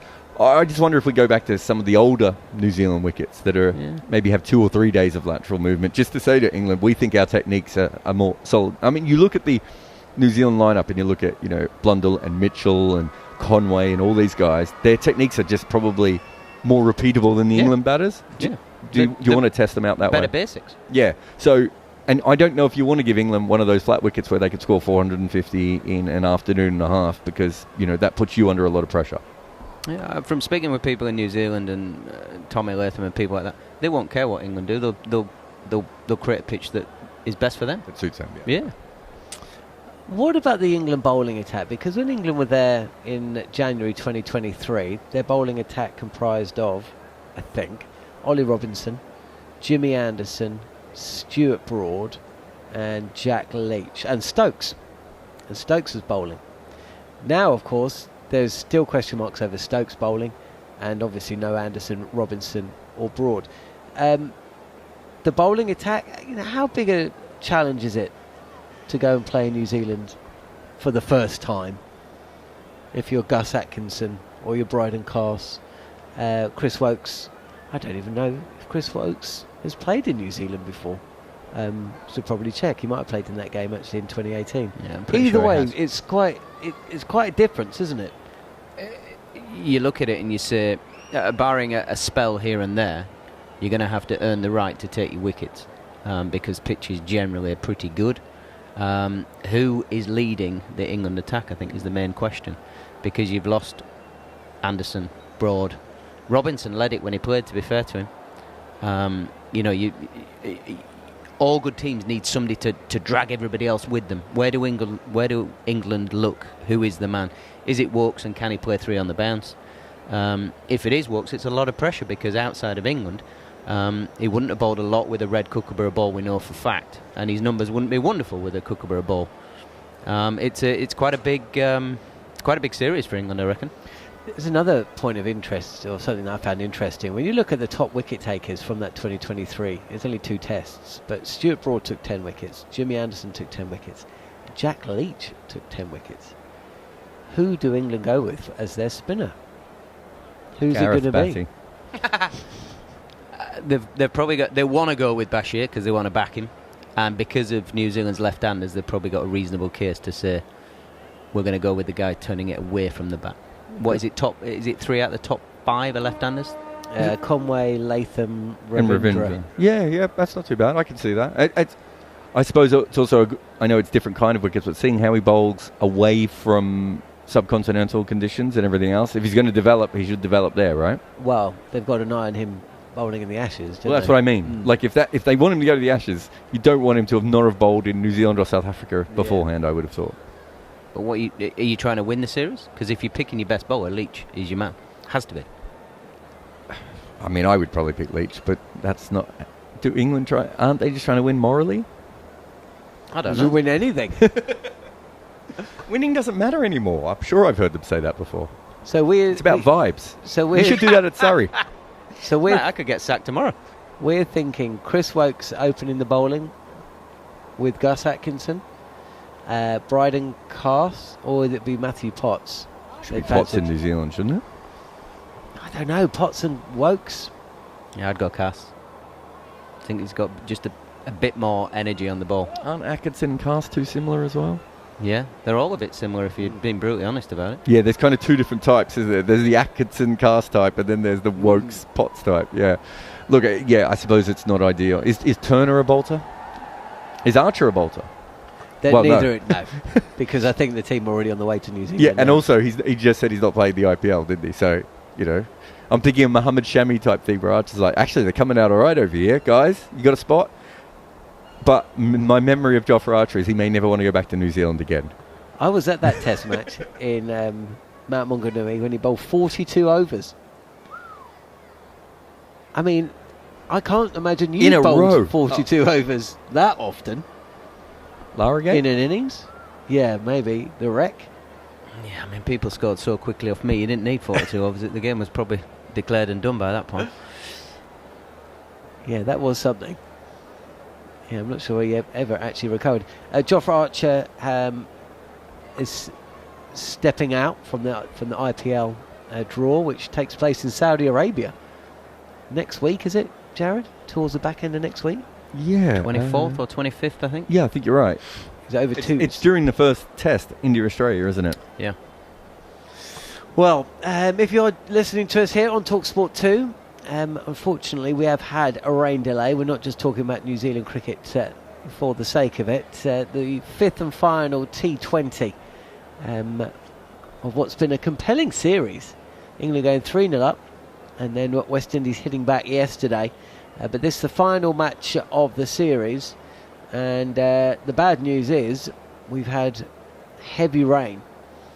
Only 5 overs available, with the West Indies being asked to bat first, and through a little bit of luck they've managed to get through those 5 overs without losing a wicket, but unfortunately the rain has come. 44 without loss after 5 overs, with Shai Hope 14 not out, and Evan Lewis 29 from 20. We've seen Jofra Archer bowl a couple, John Turner, and one for Jamie Overton as well. He didn't bowl yesterday, but has bowled 1 over tonight, which has gone for just 5 runs. Gary Morgan says Gareth Batty bowled 42 plus overs in an innings 11 times. The most you ever bowled in an innings, you know? I know you won't know. No. 55.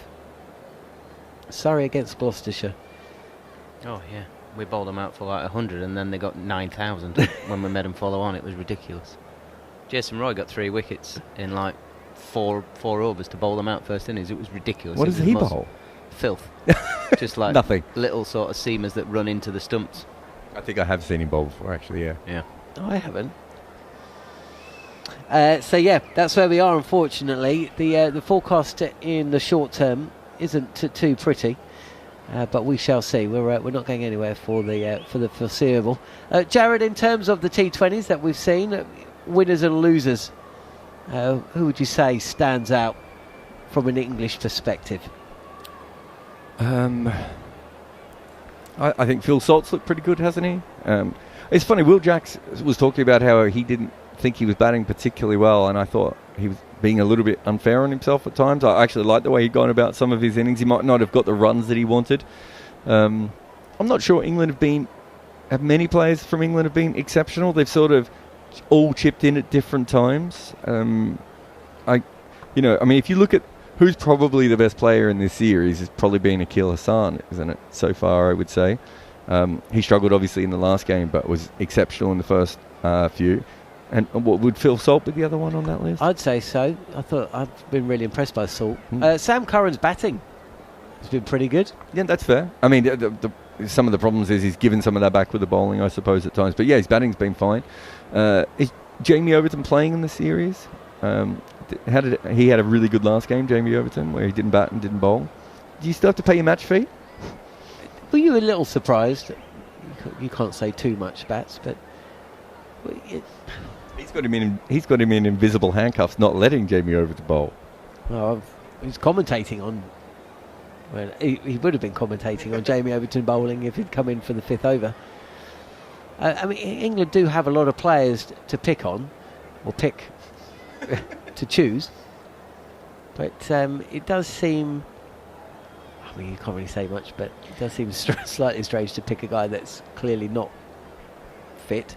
I think they were incredibly happy with how he went in the Big Bash last year, but then obviously came back to England with the injury sort of cloud above him again. But they liked what they saw in Australia, and obviously he's a different kind of a bowler to everybody else who's been wearing the England shirt in recent times. He's 6 foot plenty, bowls a very strong, heavy ball going over the top of the stumps. He's not easy to get underneath to hit expansively over deep square leg, etc. And you definitely can't get him downtown.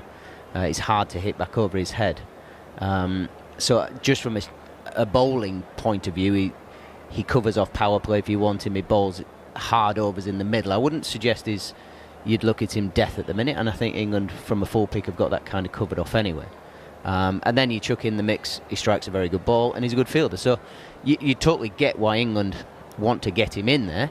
And as much as anything, a man coming back from injury, if you got a free pick, get him out there, get him running around, get that physicality back into him maybe. Quick question about Jacob Bethel and also Dan Mosley. Your thoughts watching them on the circuit over the last couple of years?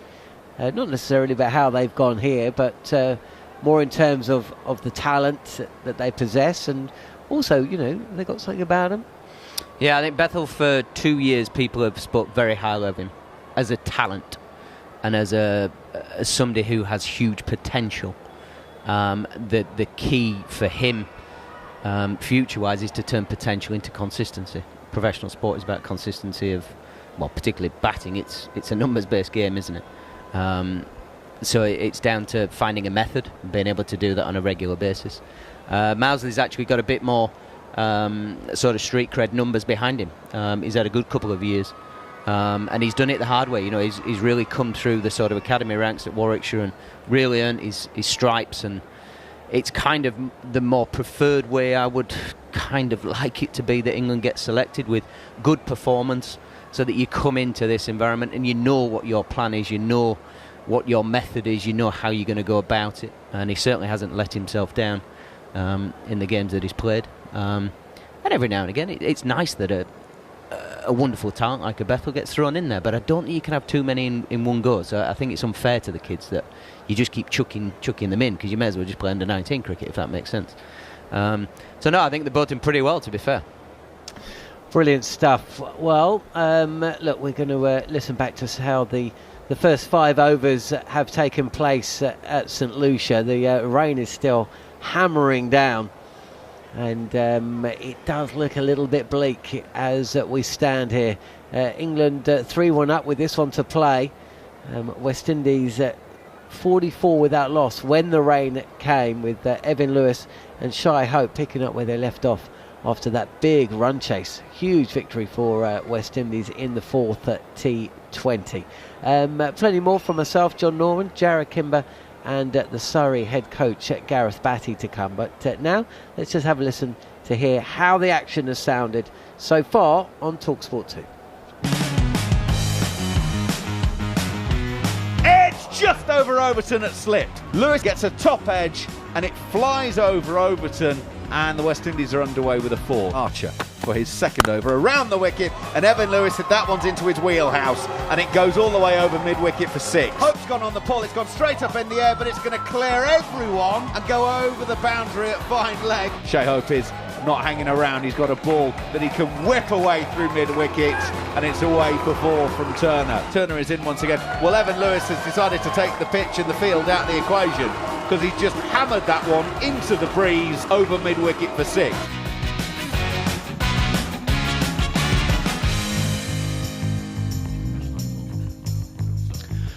It is talkSPORT 2, it is the talkSPORT Cricket YouTube channel. Yes, sorry, we do not have much good news for you at the moment. We are in a rain delay, and as you were hearing there when we left it, the West Indies were 44 without loss after 5 overs. Evan Lewis 29 from 20 balls, Shai Hope 14 from 10.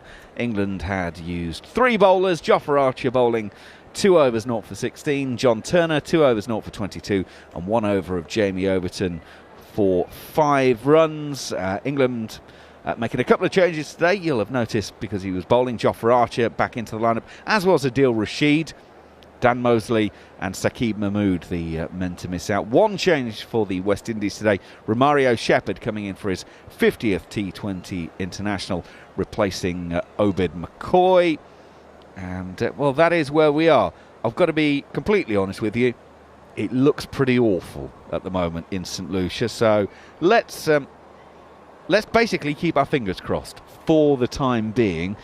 But there is, I would say, about 8 sheets out on the outfield at the moment in a sort of a capital I shape, straight down the middle of the pitch, and then protecting the bowlers' run-ups and the long-on, long-off areas where we've had problems for the first game on Thursday. So, and by the way, the rain's still coming down, and there's a decent amount of water on top of those sheets. So it's going to take a decent clearing up operation as and when it stops.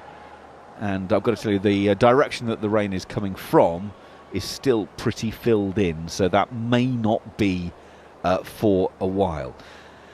So, for the time being, myself, Andrew McKenna, and Michel St Patrick Hewitt from the Caribbean Cricket Podcast are going to discuss the fat and chew things out for a little bit longer. And one of the things I'd like to get your opinions on, Mash, is obviously one of the good things that Darren Sammy has managed to achieve as head coach of this West Indian white ball side is to get the big names back and available and playing.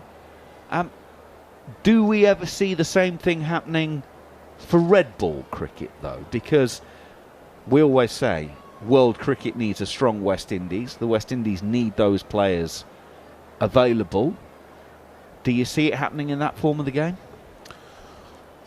Oh, right, okay. So I'll try to give two different views on this. So let's start with the answer that everyone wants to hear, which is yes, that some of these players who we see quite frequently in the white ball sides will turn up and play a test match before their careers are done. The only reason that could happen is because earlier this year, Miles Bascombe, who's the director of cricket in Cricket West Indies, announced that no longer did players have to play in the domestic championship, red ball championship, to justify being selected in the test squad. And by extension, he was also saying that goes for the white ball teams as well. So if you don't play in Super 50, which is going on right now concurrent to this, that doesn't mean you can't get into the West Indies ODI squad and T20s, etc. Now, a lot of people immediately within the Caribbean media took that to mean, well, he's essentially saying that Nicholas Pooran can play test cricket then, if he wants to, and Shimron Hetmeyer and Evan Lewis and so on and so forth. Whilst I don't think you can make the immediate assumption that that will lead to players like that playing test cricket, it at least opens up the door for the possibility. I think in the past, there has been too much adherence to tradition and almost scoring own goals in preventing players playing just because that's the way it's always been done. If Nicholas Pooran isn't going to play in the West Indies domestic championship, how can we possibly pick him for test cricket?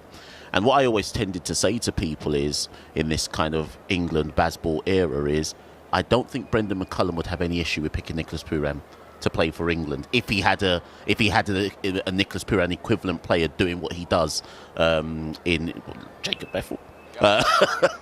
If he had an equivalent player doing what he does in white ball cricket. Now, so that's that. But then here's the second part of that, or of that point I've made. Do the players genuinely want to play? I used to say yes. I'm not as certain now anymore, just because when I used to say yes, T20 cricket hadn't exploded into what it's now become, where there's seemingly a T20 or T10 tournament on every day of the week, seemingly, right? So the options have increased. So I just don't see how some of these players turn down T20 contracts to come and play for the West Indies Test side when they don't need to. So the way around that, how do you therefore get Nicholas Pooran, Shimron Hetmeyer, Evan Lewis and Cole to say, let's even throw Brandon King in there. He's not played a test match yet. Shea Hope hasn't played a test match since 2021. So let's use those five. How do you get them to then say, to get them into the test side? Here's a novel thing. I've said this now for 3 years and I still won't change. You pick them. You pick them. The next test squad, and obviously we've got Bangladesh, that's already been picked. After that is Pakistan. You pick them and make them say, no, I'm not interested. And I cannot understand how that is so difficult a concept to understand. If Nicholas Pooran doesn't want to play test cricket, make him turn it down publicly so that everybody in the region knows he actually doesn't want to play test cricket. Right now it's too easy for Nicholas Pooran to say well, essentially nothing on the issue because he's not been picked anyways. But next test series that they have, how about you pick all of them and say, oh, by the way, we've picked you for the test squad, and then all of them go, yeah, but I'm not going to play. So I do quite like that. It's sort of force majeure, isn't it? Yeah, it takes that air of, well, we don't know. There would be categorical certainty. Yeah. Declare your interest one way or the other. Turn up with your kit, or tell us, no, we're not interested, and thank you very much. Everyone will then know where we stand. Yeah, we all move on. And then there doesn't need to be that conversation anymore.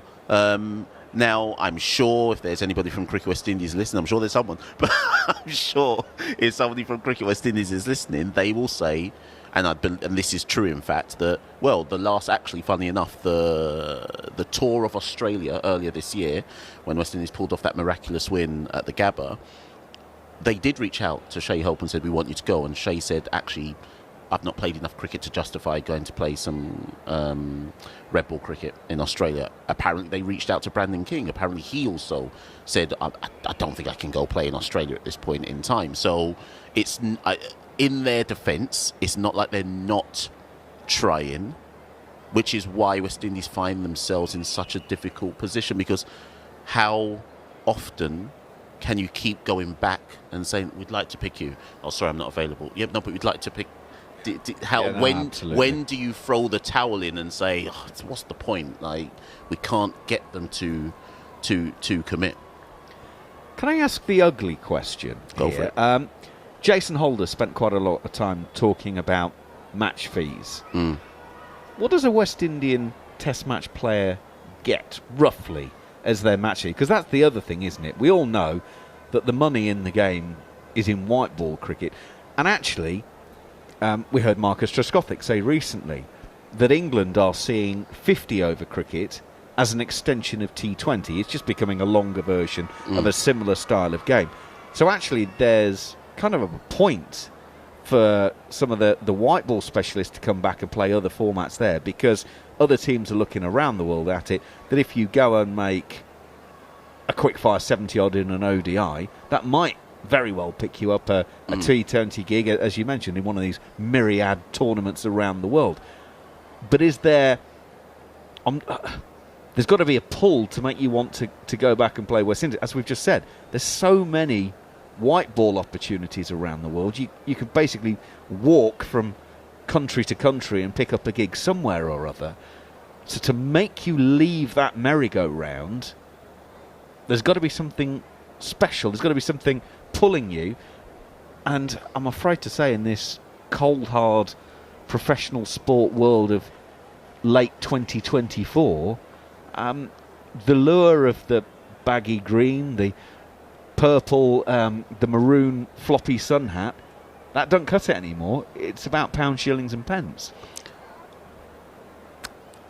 Yes, I was trying to find a way to say no, but yes, I think Cricket West Indies, in fairness, in defence of them, they've just given out multi-year contracts, similar to England, obviously. They've given out, so I think that's the way forward for some of these cricket associations, where they're trying to find a way to keep the players invested. So, if I'm trying to remember now who's got them. Shai Hope's got a 2-year. Brandon King's got a 2-year. Jaden Seals has got a 2-year contract. Seeing a bit of movement here, but Jaden Seals has got a 2-year contract. So that's one way, and that goes back to your point. Now that's about money. That's like we are giving you security for 2 years, and you'd like to think that the argument is, in return, please make yourself available when we need you. So it's got to be a bit of quid pro quo. But what Cricket West Indies would also argue is that they have cleared their whole calendar so that everyone can play IPL. You and I will both remember that traditionally the West Indies cricket summer was in the IPL window, right? So they've cleared that whole section for IPL. They've cleared their whole calendar for CPL. So their argument will always be the top players can go IPL and make serious coin. All the Caribbean players can make coin in CPL. All we're asking is make yourself available for West Indies outside of that. And I don't think that's too much to ask. Well, no, absolutely. And if you're giving out central contracts, then absolutely. Now, England, you can get a white ball contract, you can get a red ball contract. If you've just got a contract, then it goes back to the previous point we were making of pick 'em and say, well, actually, you signed the contract. Yep. You are therefore available for us. Yep. We expect to see you next week. Michel and Patrick Hewitt, myself, Andrew McKenna are chatting away here on talkSPORT 2. Sadly, we can't bring you live cricket at the moment because it is still raining in St Lucia. Now, what the ground staff have elected to do is they're starting to move some of the covers, but what I think they're actually doing is getting rid of the water that is already on the covers to try and reduce the amount that they have to clear later. It is still raining. So effectively, they're dragging off some of the edge sheeting out to the boundary edge and depositing that round about the boundary and then bringing it back at the moment. The sky is still pretty grey and heavy at the moment, and it is still coming down. So we have no possibility of play just yet, but it feels like they're trying to get ahead of the game here, the ground staff at least. It's not a case of, well, they've all disappeared off to the groundsman's hut for a cup of tea and whatever, thinking, well, it was going to be raining for the next 40 minutes, therefore we got 40 minutes off. I mean, it is still coming down, but they're at least trying to be proactive, so we've got to applaud them for that at least. Yeah, we're going to slowly start to reach that stage where we have to talk about overs and time lost and so on and so forth, but we're not there yet. I've seen situations like this before. I'm trying to give everyone hope who's listening, but I've seen situations like this before where it looks like the game's going to be called off, but actually they find a way to get back out there. But yeah, looking pretty bleak at this particular point in time. Yeah, absolutely. I mean, again, it's a ground that isn't in the centre of town like the old grounds in Antigua and various other places around the Caribbean. It is a bit out of town, and it is Sunday afternoon turning into Sunday evening, and you wouldn't be surprised if some of the locals are checking out the bus timetables already. Let's put it like that. So at the moment we have nothing concrete for you in terms of this game, but that is where we are at the moment, and we await further news. In terms of getting these guys to play red ball cricket, one way is to say, right, let's get them back. And another way, I suppose, is to say, well, let's find the next generation. Very interestingly, Rothman Powell, when he was doing his post-match interview yesterday, was asked about fast bowlers and the lack of them in the Caribbean, which, for anyone over the age of 30, just sounds absolutely implausible, because it was like Welsh rugby and outside halves. They used to just walk down a mine in the valleys and find half a dozen. It used to be you could walk down any street in the Caribbean and you find half a dozen fast bowlers just having a natter. How is it that the West Indies now don't have fast bowlers, and how did they get them back into the Test side? So the number one issue, which I think has only belatedly been rectified or started to rectify, is the quality of the pitches. If you look at take the Red Ball Championship in the Caribbean, and you go back probably even 10 years now, and that's not an exaggeration, the top wicket takers year after year after year have been spinners, whether Nikita Miller, Versamy Permaul, Rakeem Cornwall, Jamel Warrican.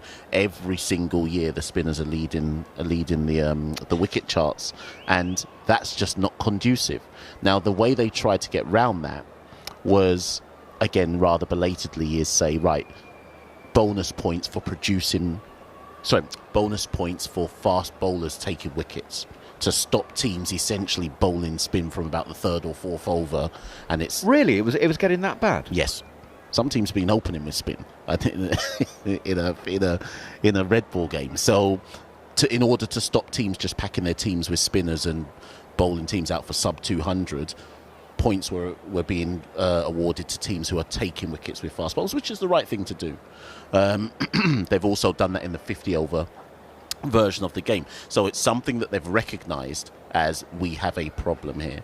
The second thing that I think will help is the creation and introduction of the West Indies Academy, because that commitment to finding the next generation of players and putting them in that academy in Antigua and ideally working with them from anywhere between 1 to 3, 4 years, as long as they're of age, I think at least means you're identified. It's like talent identification.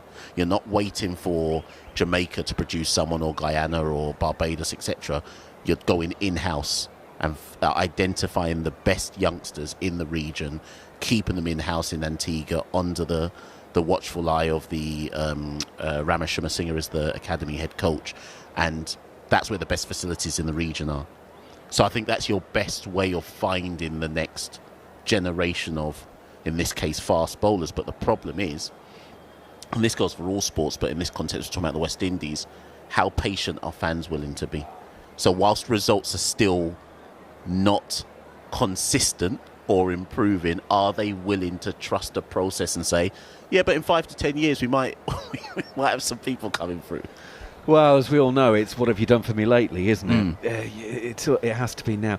Just to go back onto the pitches, what do we think happened to them? I mean, if you're my age, you think of Sabina Park, Jamaica, that was so shiny that the old joke was you could shave on it.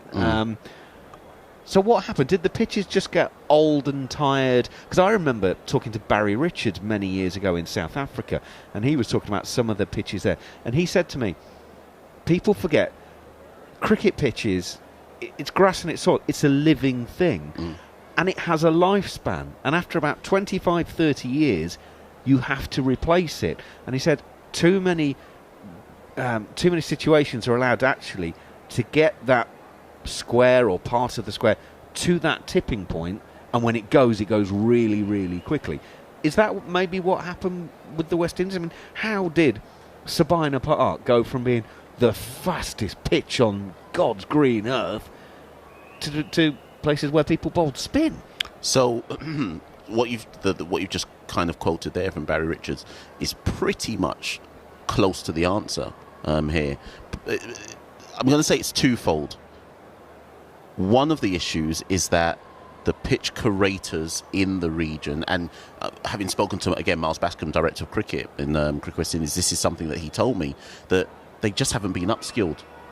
And that has been an area that has been identified in their kind of developmental plan for West Indies cricket for the next 4 or 5 years, that they need to upskill the curators, the pitch curators around the region, because they've been stuck in, again, a traditional way of doing things which isn't fit for purpose for now. So that I've been told is issue number one. And then issue number two, prior to the World Cup that was held earlier this year in the summer in the Caribbean, they obviously, you have to do due diligence before a World Cup, obviously the ICC get involved, etc. And they went around the region looking at the different pitches and realised that underneath the surface, I'm going to get this, I wish I had my notes to hand here, but if I remember rightly, underneath the surface, there is in some of the pitches, there is too much, I want to say, did they say clay? Whatever it was, there was too much of the wrong material underneath the surface, and they've had to start digging them up and relaying pitches around the region because it doesn't have they don't have what they need to be up to date with pitch quality in 2024. So that's why ahead of the World Cup, a lot of the pitches were getting relayed. But again, something like that's not something you just fix with a flick just like that. And right, everything's better now. That's also going to be a long-winded process. Well, it's interesting that the head of the West Indies ground crew is the groundsman at St Lucia, which is widely known to be one of the best pitch in the Caribbean. Yep. So you put two and two together, and yeah, that's quite interesting. But also, am I right in saying, because I was talking with Philo about this off air, was it yesterday or Thursday? The Darren Sammy ground only gets used for international cricket, or is there a team that plays domestically out of it? So within the Windward Islands, you will have the inter-Windward tournament. So St. Lucia, Grenada, Dominica, St. Vincent. So you'll have St. Lucia must play some, obviously not just the Kings in CPL, but as in the St. Lucian national team, surely will play some cricket there and train there. And maybe the inter-island tournament will be hosted at different of those 4 that I've just mentioned be hosted in kind of like quadrangulally, if that's even a word. We'll go with it this time on a Sunday night. So each one will get a chance to host it. But yes, it's not used frequently enough but I mean, they keep it in good condition, so maybe that's why. Well, to say, that was kind of what I was wondering. Is that the secret then, that actually less is more in terms of use? I mean, we see how much Lords gets used, in England, and not just for first-class cricket as well. You get the university games and stuff, and they move quite a lot of stuff now onto the nursery ground. But you think how many days cricket a year? That's got to put a huge amount of pressure on the ground staff to actually get quality wickets every single time. But one of the other problems as well, and I can speak to this for Jamaica as an example. So Sabina Park in Jamaica, obviously historic heritage ground around world cricket. Everyone knows a story about Sabina Park. But Sabina Park nowadays is used for keeping what we say in Jamaica dances. So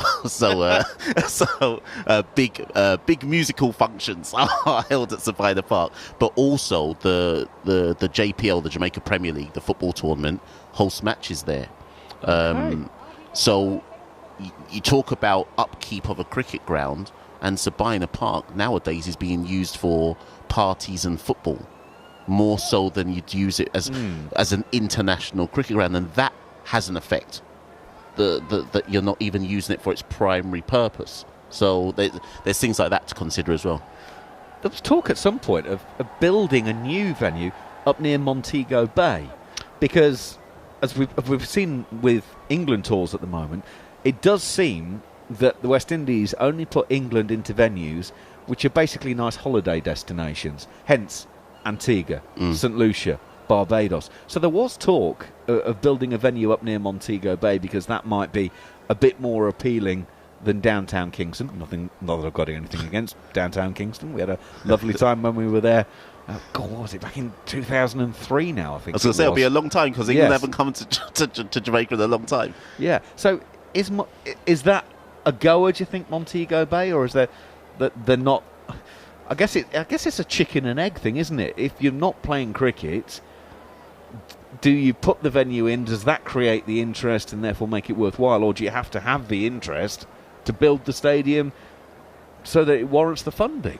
So I'll tell the cautionary tale of what happened after the World Cup. They built a stadium in a place in Jamaica called Trelawney. There's a multi-sports complex there, and they built a stadium there, and that has now fallen into disrepair. So I think there is a sense in Jamaica of, if we were to build another stadium, what's to say that they would even... If Sabina Park is being used for parties and football, Trelawney, which was built after the World Cup, is not even being used at all and has fallen into disrepair. Yes, of course it makes 100% sense to put a cricket ground, a usable international cricket ground near Montego Bay, Negril, etc. And then if there was an international cricket ground in between Montego Bay and Negril, Jamaica would become somewhere England go all the time. So there clearly would be reason to do so, but would they have a plan of how to use it outside of an England tour or an any tour? I'm not convinced. Yeah, especially if you're, because presumably you'd be looking at government funding for things like that, and if you're looking at a stadium that's recently been built that has already bitten the dust effectively, then you'd be, well, as we all know regularly, tax dollars are very hard earned and easily spent.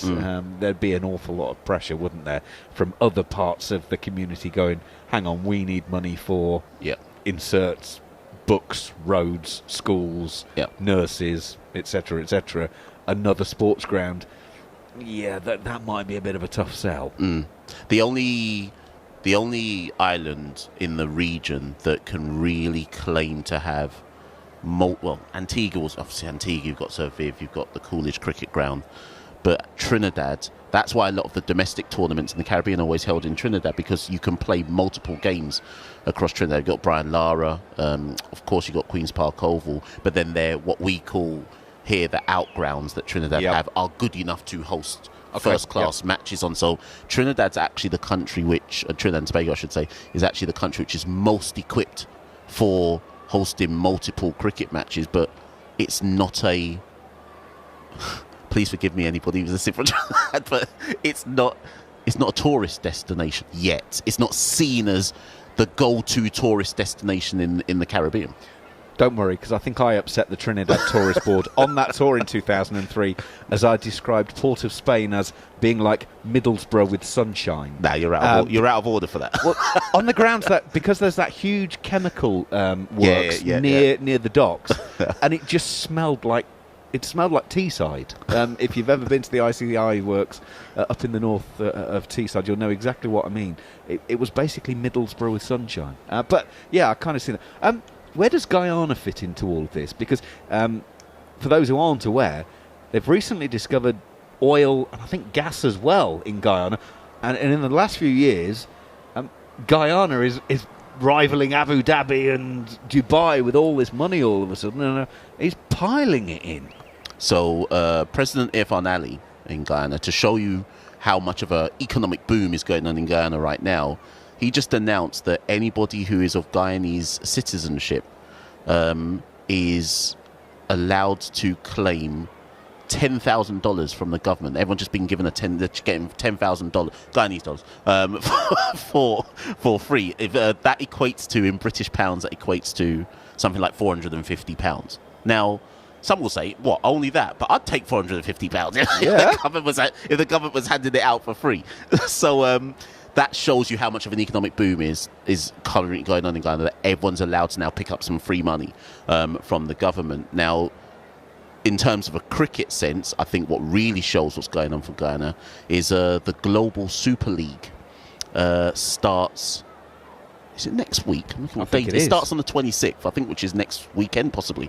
So the Global Super League starts in Guyana next week. For listeners who don't know that, the 5 international T20 sides are all going to be playing in Guyana. So Guyana Amazon Warriors, Hampshire Hawks. Is that what it is? Hampshire Hawks? Yep. Rangpur Riders, Lahore Qalandars, and Victoria, who aren't actually a T20 side, but an Australian state side, but they're going out there. So they're having this Global Super League, attracting lots of attention. There's a $1 million prize cash fund for the winning team. And here's the catch. Gudakesh Motie, who, of course, was over here for the West Indies tour of England and was the incumbent spinner, will not be playing for West Indies in the upcoming Test series against Bangladesh, because he's going to be playing in the Global Super League in Guyana instead.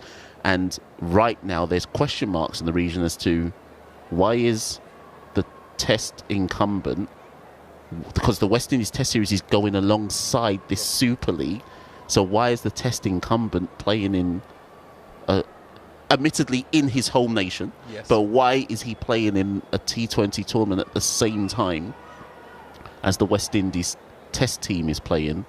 He has a contract. West Indies have given him permission to go and play in it. So, yes.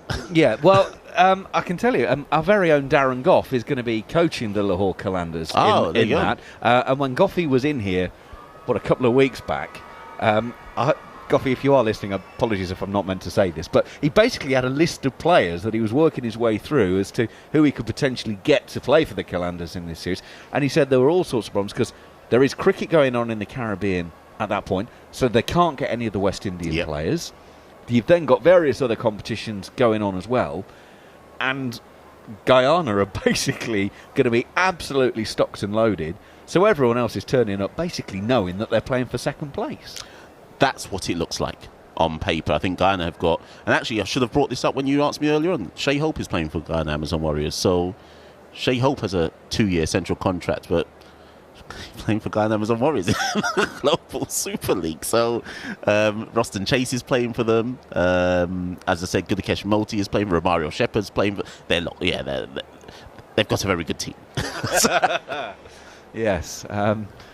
Yeah, it was quite interesting actually talking to Goughy about that, about trying to get players and who actually is available, who can do a job, who will be suited to those conditions. It's a fascinating world at the moment. It is coming up 9:30 this Sunday evening. I'm trying to remember what time it was we went off. We managed 5 overs, and it was about 23 minutes past 8. So we've been off for just over an hour now. What I can tell you is it is still raining. Covers are in place still, although they are trying to remove some of the water. But the latest, I'll be honest with you, the latest is it is probably a little bit heavier than what it was earlier. Now, Cameron Ponsonby, our man on the ground, has actually just sent me a message and said he's just been out there and said the outfield is actually okay. It's not squelchy, because that would be one of the concerns. He said it's just wet. And that is the problem at the moment. There's an awful lot of water.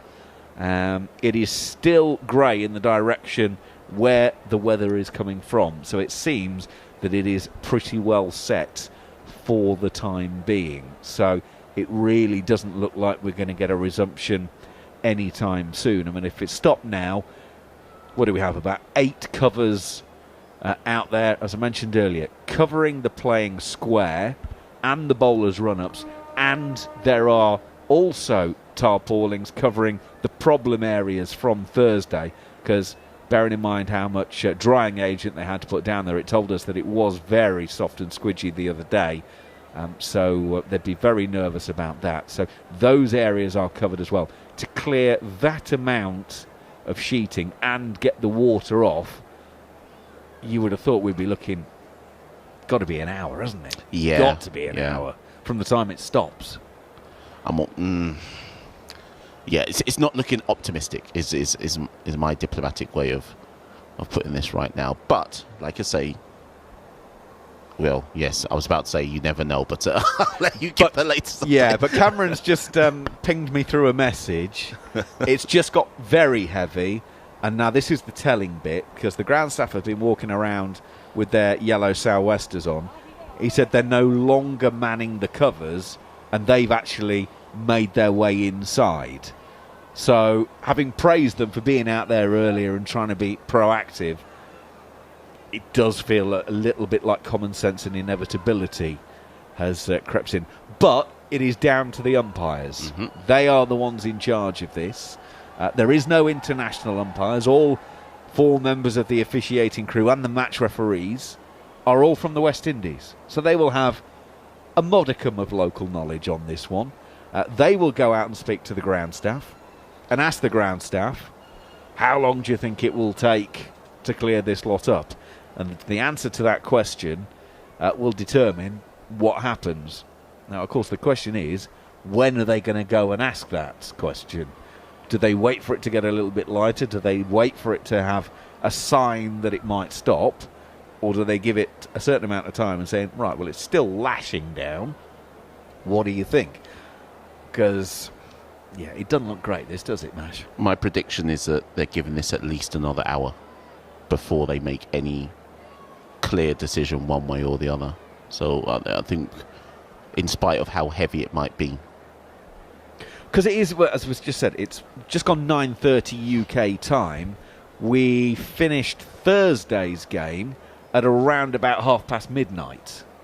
So that gives you an idea that there is still about a 3-hour window for cricket here. So it could get reduced down. We've had 5 overs already.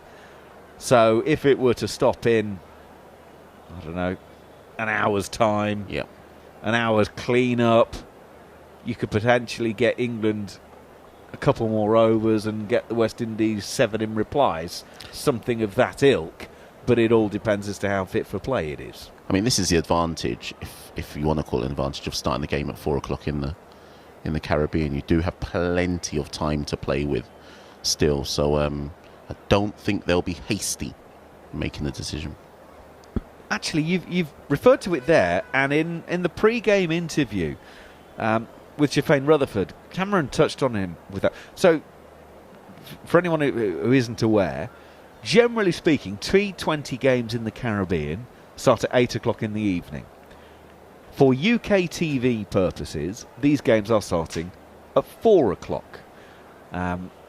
to make it more appealing, because otherwise if we were starting at midnight UK time, it would be less appealing for TV companies to pay thousands of pounds for the rights.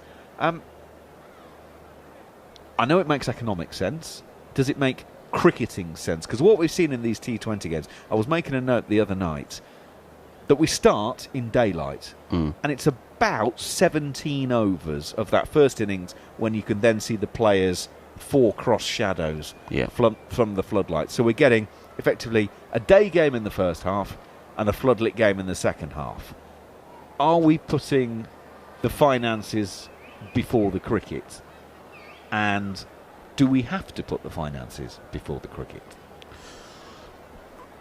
Cricket West Indies would like the finances to come before the cricket for sure. It's an England tour, the most lucrative tour that the Cricket West Indies can have from a visiting fan perspective for sure, as well as the TV rights. But then I think the thing that you should draw the parallel with is CPL. CPL games, as I know to my chagrin every year, start around midnight in the UK. So whether 7 o'clock in the evening or 8 o'clock in the evening in the Caribbean, and that takes out that kind of that factor, that potential due factor, that potential two sides of the game factor that you're talking about there. And more importantly, for a Caribbean audience, they are used to matches starting much later in the evening and people piling in to, as they say in the Caribbean, lime and have fun. It's much harder at 4 o'clock in the afternoon to not enjoy, but to get yourself up for that. And that's why you'd see again, generally in the Caribbean, for the home crowd, they will turn up later on in a match in numbers. So it's very much been done with TV audience in mind. But then, does it not have to be? Because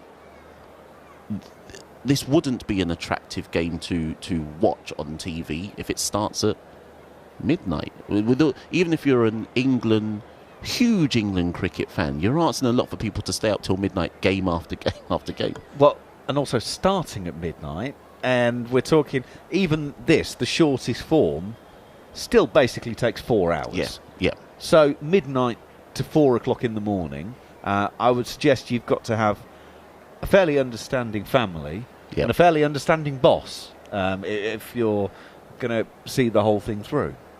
Yeah, it's just not practical. The wider question is whether the game should have started earlier rather than 4 o'clock. And again, that would possibly take away from the party atmosphere and what T20 cricket's supposed to be about. But if they had started these games at, let's say, the problem is then there's a heat factor, which is the other issue. So, because they had some really early games in the World Cup, weren't they? Yeah. What time did they start? They were starting, I want to say they were starting 10 in the morning. Yeah, 10, that feels about 10 right. in the morning in the Caribbean. And I don't know if listeners will remember that when we had pandemic cricket, there was a CPL season where games were starting at 10 in the morning. I think they were having like triple headers, and there was like games starting at 10 in the morning, then 2 in the afternoon, and then the late evening game. So it's not like it's not been done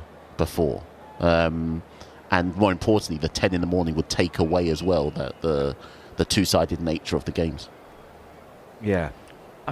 10 o'clock's ridiculous. It is, yeah, they are. I mean, you should never be starting at sport when you can still taste toothpaste. But then when I was in Antigua for the ODIs, those games were starting at 9:30 in the morning, and I'll tell you that, like, I was getting up, not realising for I think it was the first or the second one, both of them probably.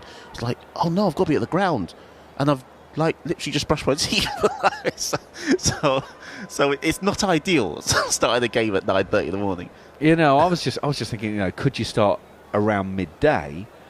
But then if you're doing it for English TV, I wonder if starting a game at 4 o'clock in the afternoon at the weekend, when you've got football, when you've got rugby, when you've got everything else, in a weird way, that probably works less well for UK TV. So like you say, you almost have to go crazy early or go for this option, which is the one they've gone for. It is talkSPORT 2. We are still chatting away while we wait for official information on this game.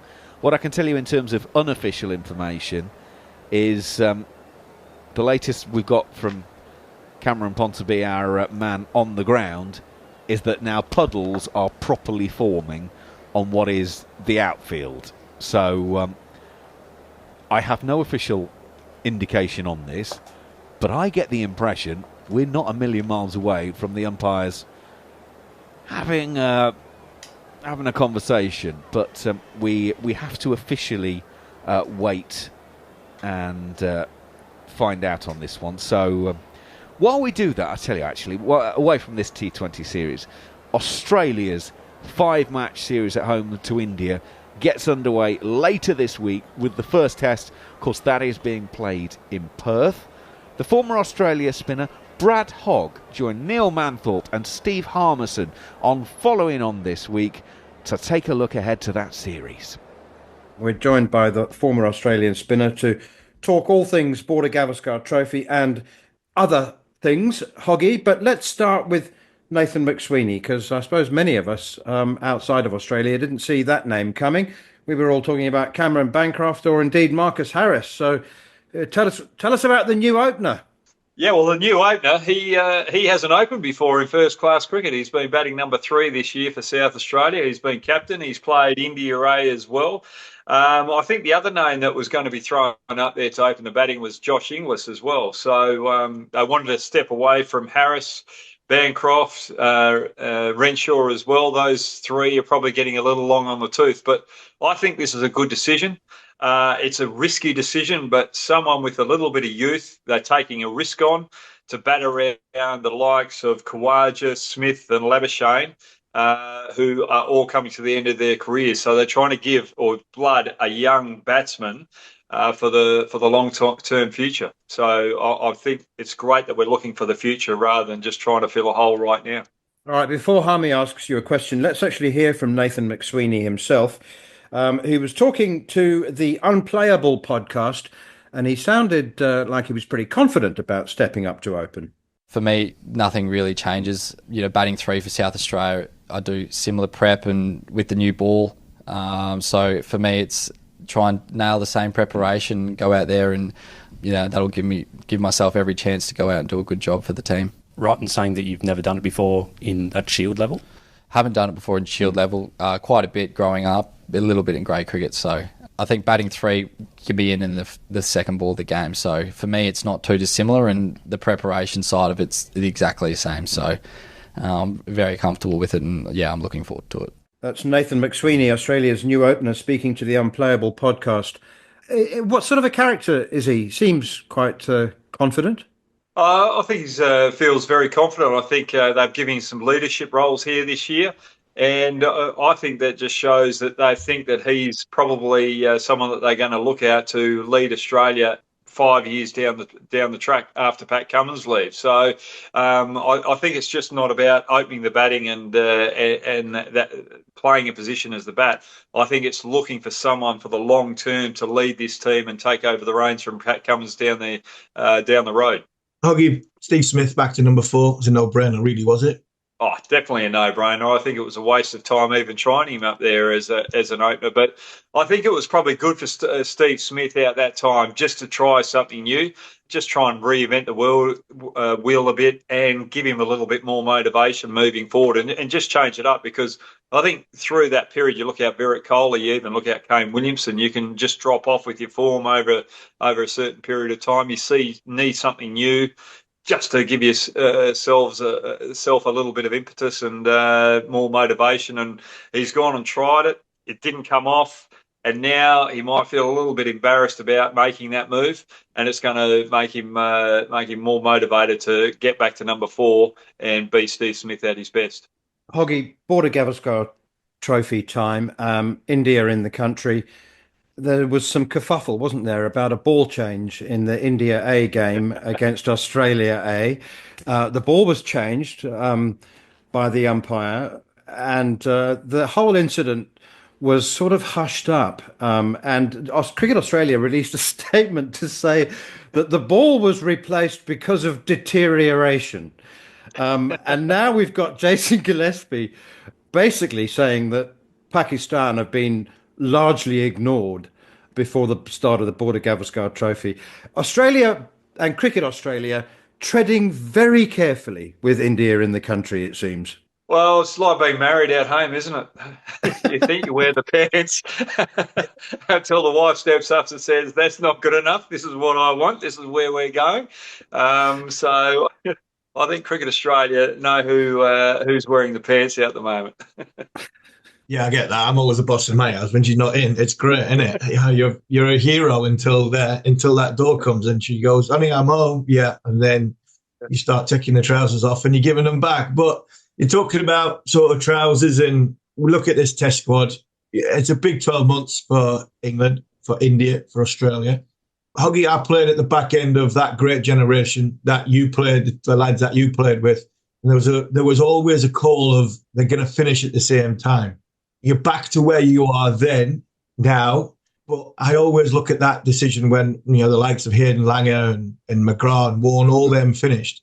They're your best players. And if your best players are still playing well at a certain age, surely you work on the consequences later down the line. Is this the final hurrah for quite a few of the sort of modern day greats of Australia? Yeah, look, I think the next 2 years is going to be trouble for Australia, really. We've got to look at our depth. And if you look at the one-day series against Pakistan, Neil just brought that up. No one's really talked about the Pakistan one-day series here. We've just had a game out of the stadium here in Perth, and I'm playing lawn bowls. And on Saturday after lawn bowls, they said, "Oh, you coming to play the triples tomorrow?" I said, "No, I'm commentating out of the stadium." And they said, "Well, what are you commentating out of the stadium?" They had no idea that Pakistan were playing Australia down the road. So that's how big Pakistan. That's how people have been thinking about that one-day series here. They're waiting for that Border-Gavaskar Trophy. So going back to where you're talking about, if you've got Steve Smith, Khawaja, Labuschagne might go on for another 3, hopefully 4 years. But you've also got the bowling department there in Cummins, Hazelwood and Stark. How long are they going to go for too?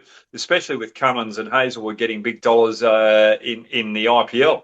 They might go away from the international game and go and concentrate on that shorter form and pick up the big bucks there and save the body. But if you look at that Pakistan one-day game, our second team were not up to it. They didn't bat more than 34 overs in all 3 50-over matches. And they're up against a quality bowling lineup of Pakistan. We are struggling with depth with the bat, and we're also struggling with a bit of depth with the ball as well, especially in Test cricket. I don't know whether Lance Morris is not making the progress that was predicted for him, or whether he just hasn't had the opportunities. There's him. He's quick. And there's also a 19-year-old batsman who people are making a big fuss about, Sam Constas. Yeah, well, he's hardly making a run now, but he's only made the 200s out the start of the season, but he hasn't really delivered after that as well. And you talk about Lance Morris. Lance Morris is around 30. He's a late developer as well. He's not someone that you're going to look to have a long future with. So we've got to go down to the depth of our young quicks, and there's not really too many coming through at the moment that can just step up and step in and deliver. So there are big worries moving forward for Australia. We might go through a very, very tough 2-year period. Speaking of worries, Huggy, I've just had a rant a bit earlier. It was a long-winded one. Manners didn't really understand because I'd gone on a bit too far. But you're across cricket. You've got a great YouTube channel, fantastic on the wider ranges of cricket. I've just said I'm worried about the landscape of international cricket and the direction which it's going in. We know the T20 franchises are there and everything that's going with it, but England are in the Caribbean. There's nobody there watching. When New Zealand just played Sri Lanka, nobody's really interested. You talked about Jason Gillespie. You played with him. I played against him. A great cricket man. When he's talking about Pakistan not being sort of people interested in Pakistan against Australia, this 50-over cricket probably died. T20 cricket is on the ascendancy. Techniques in Test match cricket, I think, is really, really poor. For somebody who loves cricket as much as you do, and you make your name off the sort of the world that you live in with the YouTube stuff, are you concerned about the landscape of international cricket? Because I certainly am. I'm definitely concerned about it. Now, you look at this Australian one-day team that we've just had. We've got Fraser McGurk playing in one-day cricket, and he's hardly played any one-day cricket before. He hasn't even made 100 in grade cricket here in Australia. I think he's only made 100 in first-class cricket. And they've got him playing, opening the batting for Australia at the moment, and he hasn't deserved the right to be there as such. It's all on potential. But then you're bringing out good points there. I go back to June. I think you had all the big wigs of cricket out Lords talking about, what are the issues that we face? And I've just gone through that because I got an email today. I'm thinking they were all ex-players. They're still, all those people that are there are still making good money out of the game. There's no one there from business. There's no one there from the fans. There's no other stakeholder there that's out the grassroots saying, well, this is what we want. What do we want? What do the punters out there? Why are people coming to watch the game?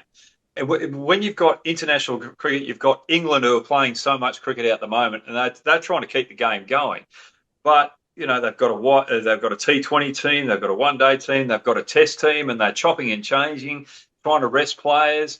You've got a game out there, an international game, and it's a high-ticket item. You want your fans to come and watch, and you want them to pay the big bucks. Well, the big boys have got to be playing. You can't have this mismatch of, we're just trying this, we're resting this player over here, we'll give this guy a go. No, that's not good enough. Your first-class system, if a guy has made runs belting down the wall or getting wickets belting down the wall, deserves that spot, well, he plays for his country. Not this, we're playing so much cricket, we've got to try all these players. We've got to sit down and work out what's best for the game and provide a decent product for the punters out there to follow. And I just think that we're providing. It's a bit like going to McDonald's at the moment. To get a burger. 10 years ago, you'd pay £4 and you get this big fat thing. And now you're paying £6 and it's a little bit smaller. That's basically what cricket's doing at the moment with the product. Hoggy, international cricket is being watered down to the point of tastelessness, and people are still, or broadcasters and advertisers are still paying the money, but at some point they're going to stop, and then suddenly people will realise that the game has been watered down too much and diluted to the point of tastelessness, as I said. Anyway, finally from me, Border-Gavaskar Trophy. India have won the last two series. So the feeling, I think, amongst most of us looking from outside Australia is that with no Mohammad Shami, with Virat Kohli and Rohit Sharma maybe a bit long in the tooth, Australia, okay, this current generation still very, very strong. India needing to win 4-0 in order to reach the World Test Championship final, having just lost 3-0 to New Zealand. Can you, in your wildest nightmares, see anything but a comprehensive Australian win? I think everything's in favour of Australia at the moment, but really, if you look at our Australian top order, it's really only Travis Head that's really been doing the damage. The other players have slightly been off, but that's the same with India as well. But when I'm looking at this Indian lineup, they are definitely going to miss Shami here. But there's one player, a youngster that plays for Kolkata Knight Riders in the T20 format, but he's got a heart. He just got fire. He wants to be in the batsman's face, and that's Harshit Rana. He's got that extra pace. I've seen him. He's got a very, very quick bouncer, searing Yorker. If he can sort of be support, if he can play, I think he can ruffle a few feathers in the Australian batting lineup, and could be good support for Avish Deep, who's the bowler like Glenn McGrath here to support Boomer as well. I think if they get those youngsters right and balance it right, I think they could upset Australia. And Huggy, we're 1 year from the Ashes. I reckon England are more or less the group that's going to New Zealand will probably be the group that comes to Australia or close to it. Are we going to see any surprises with the Australian group, or is this going to be more or less the 11, 12 that are going to take on England?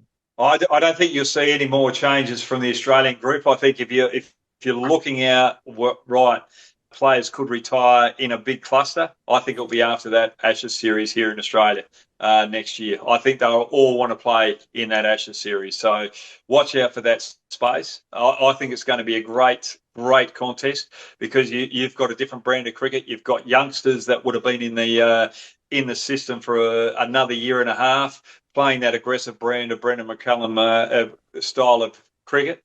They'll have more confidence, and the Australian team at that stage will be a little bit long on the tooth. And I think it will be the young versus the old, and it's going to be a cracker of a series. I can't wait for a year and a half away. Hoggy, it's been brilliant to talk to you. Thank you so much. Enjoy the 5 test matches this summer. Hopefully we'll be able to catch up with you in your YouTube channel during the Border-Gavaskar Trophy. So prediction, you're going Australia 4-0? I'm going Australia 3-2. But the other thing going in Australia's favour is they play in Perth, then Brisbane, then the pink ball test in Adelaide.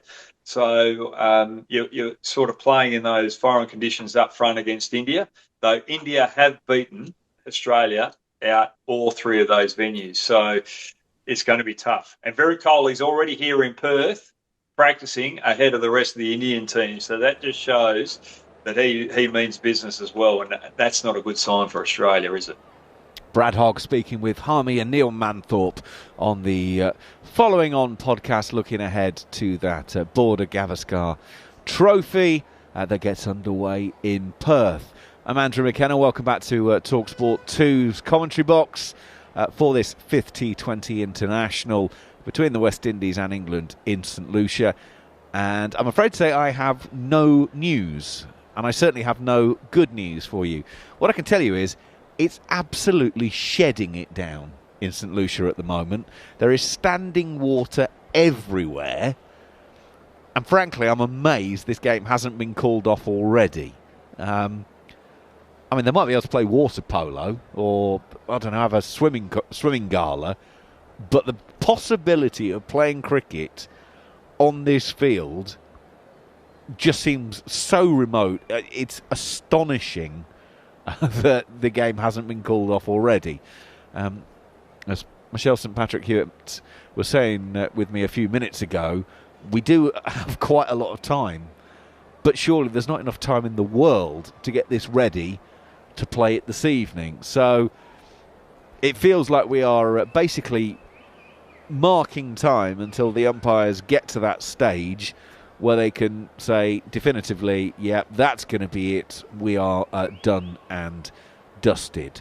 So while we wait, we're going to roll out one of our best of the Following On podcasts. Our very own Jarrod Kimber sat down for a chat with Samuel Badree a while ago now to talk about the art of leg spin bowling. So as we're in the Caribbean, and Samuel Badree is a very, very prominent West Indian cricketer, it's a great chance for us to bring you that once again, and you can listen to Jarrod in conversation with Samuel talking about twirly stuff. I started at the primary school level. Incidentally, the primary school team comprised mainly of those 11, 12-year-olds, and I was just about 6 or 7, and practicing in the nets with them as you would as a young boy growing up. And from the moment you saw a ball, you wanted to be part of the action, you wanted to play. And I started bowling in the nets against these bigger boys, and I spun a few deliveries really big, real prodigious turn, and the sports master at the time said that he wanted me to be a part of the team, be around the team, because of that natural ability to turn the ball. I used to turn the ball quite a lot in those early days. And as an 8-year-old, I made that representative primary school team against boys who were 12, 13 years old. And as you know, at that age group, any difference in age is a big difference in terms of maturity and development. So I was competing against boys who were much older than me, much bigger than me, much taller than me, much stronger than me. And I was able to still achieve a great level of success. And one of my early memories of playing cricket for the particular school was in a final that we were playing, and the team was chasing just around 60 runs, and they were batting around 52 for the loss of just 2 wickets, and they were on their way to victory. And the coach of the team decided to give me the ball. At that time, all of the parents who were around were shouting at the coach, "What are you doing? Why are you giving this little boy the ball? You're going to give away the game." And as fate would have it, I got 3 wickets in my first over, I ended up getting 6 wickets in the game, and we won that match, and every one of the parents were praising the coach. Why did you take so long to give him the ball? I mean, that's a great story. I love the idea of you out there as a little fella, completely bamboozling people with leg spin. In fact, a lot of very young, a lot of leg spinners when they're very young have that kind of impact on games. Sometimes it's usually when they grow that they struggle a little bit more with their leg spin. But obviously coming from the West Indies, Bishu is of a similar age group to you. Leg spin wasn't really a big thing in the Caribbean. Did you have a hero at home, or was it one of the overseas bowlers? Well, from the early days when I started, there was a leg spinner by the name of Rajendra Dhanraj. He hails from Trinidad and Tobago. As a matter of fact, he hails from not too far from where I live, and he was just making his way into international cricket. Just played a handful of test matches for the West Indies, but was hugely successful for Trinidad and Tobago in regional cricket. So he was one of the early influences in my career. And following him, of course, we had Dinanath Ramnaran, another Trinidad and Tobago born leg spinner who had relative success at the international level. I think he had something like 45 wickets in 12 test matches.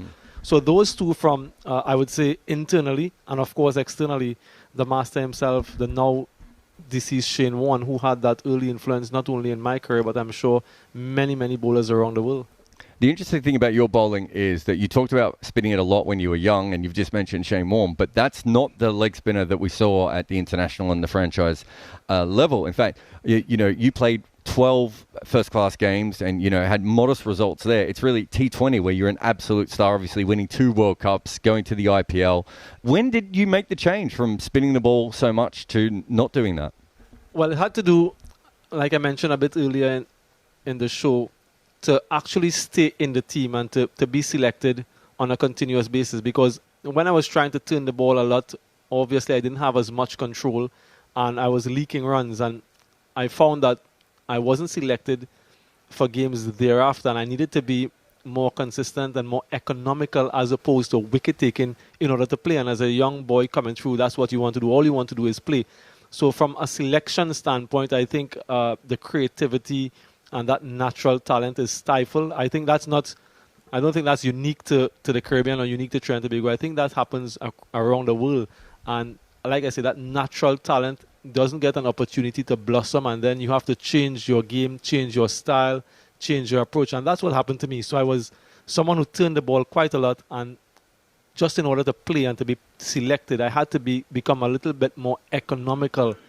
And just like, we say the school system, it stifles creativity. I think that sometimes our selectors stifle that natural ability in players.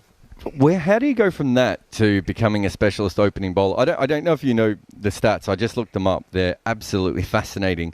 You bowled over half your balls in the power play of a T20 game. You bowled 2,228 of your 4,100 balls in the power play. The next most from any leg spinner is Rashid Khan, who's only bowled 837. So you've almost tripled the next best on the list. How did this happen? How did you end up with the new ball bowling leg spin in T20 cricket? Well, I started doing it in local club cricket back in Trinidad. I did it for my club team. We didn't have many fast bowlers in our team. As a matter of fact, our pitch was quite conducive to spin bowling. So I did that for a few years just at the club level. And then the Stanford T20 tournament came around in 2006. And because I had that success at the local level, I had that opportunity to open the bowling for Trinidad and Tobago in that tournament. And of course, I had a huge amount of success. Batsmen in the region generally don't play spin bowling well, far less risk spin bowling, and far less with someone who's opening the bowling. So I had tremendous success in that tournament in 2006, again in 2008, where we went on to win, and I was one of the leading wicket takers, and again, very miserly in terms of the economy. And then thereafter, we had the Caribbean T20 tournament for multiple occasions. Trinidad and Tobago won. We went to the Champions League. And then I was selected for the West Indies team. So it all started in club cricket because of a paucity of fast bowling options and because of the conditions that we had to operate on. Why do you think you were so successful? One thing I noticed with you is that you didn't have as strong a front arm as some other leg spinners. If you compare yourself to, Anil Kumble or Shahid Afridi or Shane Warne, You also used a scrambled seam. I think you were maybe one of the first leg spinners that I really noticed that did that. Obviously, you had a very good wrong, so you could go both ways. Perhaps maybe a little bit quicker. What was it that made you specifically so good with the new ball compared to other leg spinners? It's really interesting how things evolved throughout my career. I mentioned Shane Warne as that early influence, but when I started to do what I ended up doing, my influence changed to Shahid Afridi. The way he bowled and the way he went about his business, generally flat through the air, generally quick. And so I tried to model my bowling in that sort of terms based on what I was doing at the time. I think, like you rightly mentioned, my front arm fell away quite a lot. I had that collapsed action. And that worked in my favor because it allowed the ball to stay low and to skid on to the batsman, particularly with the new ball. And many times I had batsmen playing across the line. I had them out LBW or bowled. So in that regard, that I would say improper technique, because if we want to call it that in inverted commas, worked to my advantage. And of course, with that scramble seam, the ball more often than not hit the face of the ball and went on straight. And like I said, at that time, not many batsmen were used to a spin bowler opening the bowling, and typically opening batsmen will be more comfortable with pace on the ball and fast bowlers. So I think I had that, I sort of blindsided those batsmen who weren't used to that at the time. It's a little bit different now because there are so many spin bowlers opening the bowling that batsmen are much better at facing spinners with the new ball. But certainly at the time that I started, it was a new phenomenon. And how much did this scrambled seam help? So for those that don't know, if you look at the old videos of Shane Warne, the seam is, beautifully aligned going towards first slip when he's bowling leg spin. Your seam is all over the place. And the idea is that some balls will hit the seam and some balls will hit the smooth part of the ball. And the white ball, I don't know if this is scientifically true, Samuel, you might be able to tell me, but it appears to me that when you hit the shiny bit of the white ball early, it skids even more than a red ball does. Yeah, it certainly does. And one of the other things, in addition to what you are saying there with that, I suppose, variable pace, some will skid on, some will slow up a little bit, is that many batsmen don't pick the spin bowlers, the wrist bowlers in particular, off their hands. They look at the seam position as the ball comes down the track. And if you have that scramble seam, it's a less of an opportunity for the batsman to know which direction the ball is going. So in addition to that variable bounce and pace of the surface, you also have batsmen not being able to pick and to see or to get a clue as to which direction the ball was going. So that also assists in that regard. I just want to go back to something that you talked about before, and we'll bring Mark Nicholas in on this. Someone who's an expert in leg spin. Obviously, he helped Shane Warne's book, but has played a lot of leg spin and has been involved in the game for a long time. But the coaching, do you think that you ended up as such a unique bowler because of the lack of coaching? I mean, you have a look at the West Indies side now, and you have a look at someone like Jayden Seales with this perfect fast bowler's technique, and the spinners, Veerasammy Permaul is bowling on his tiptoes from this really awkward position. It feels like that pace bowling coaching in the West Indies is still absolutely top quality, but spin bowling, it feels like a lot of you spinners are kind of left on your own a little bit. And that's absolutely true. We have never had sort of specialized spin bowling coaches. It's all about trial and error. There has never been that sort of focus in that department. And I think you're absolutely right. We feel abandoned at times, left alone, and having to learn by trial and error. And I think we have a lot of technical deficiencies in the region in terms of spin bowling. When last have we produced a quality enough spin bowler who can really be of permanence in the West Indies team? We've struggled for over a long period of time. Devendra Bishu is perhaps the last one, maybe Shane Chillingford as an off spinner, but beyond those two names, we have struggled to find a quality permanent spinner in the West Indies team. And the pitches that we have been producing, it's not conducive to the fast bowler. So if we want to be competitive in Test match cricket in particular, we have to find quality spin bowlers who can help us take 20 wickets on these types of tracks. So I think it's an area that we need to really look at as a region in terms of developing quality spinners, whether they be wrist spinners or finger spinners, investing in some sort of coaching mechanism. That is Jarrod Kimber in conversation with Samuel Badree. I'm afraid to say we still have no news for you, although bizarrely Cameron's keeping us up to date with things in the Caribbean. who said he'd actually heard a situation that they were talking about doing the post-match interviews via Zoom, because the media are at one end of the ground and the players are at the other end of the ground, and with it hammering down with rain so much, they were going to do the post-match on Zoom. But it does appear that the post-match presentations are imminent, actually, because it looks like the TV crew are putting things together to actually be able to broadcast. There's been a few of these down the years, so that they have to hastily find an indoor room where they can then get both captains in and be able to broadcast from. As I say, the latest we could resume for a 5-over-a-side game would be 11:48 UK time. Well, that's an hour and 40 minutes away. And I'm telling you here and now, it's going to take more than an hour and 40 minutes to get this cleared up if it stopped now. And it's not stopping now. So this game is absolutely going to be called off. Therefore, England will win this series 3-1. And they'll have done pretty nicely out of it. Thank you very much. But we are just all marking time at the moment while we await for the official word. Don't forget, there's more cricket to come on talkSPORT 2 and the talkSPORT Cricket YouTube channel in just a few weeks' time, because England are making their way to New Zealand for a 3-test match series. Every ball of that series is exclusively live here once again, so make sure you get your DAB radio set up on the presets. Preset 1 and Preset 2, just make talkSPORT and talkSPORT 2 your number 1 and 2 presets. Get the YouTube subscribed, and you will be able to listen through the night to what should be an absolutely fascinating test match series. So we will keep you properly up to date with that, and we will have all of those details for you over the next coming days and weeks. Jarrod Kimber is still in the commentary box next to me. Let's bring you in here. This does feel like an exercise in futility for the last 40-odd minutes or so. Only cricket can do this, can't it? It's a wonderful thing.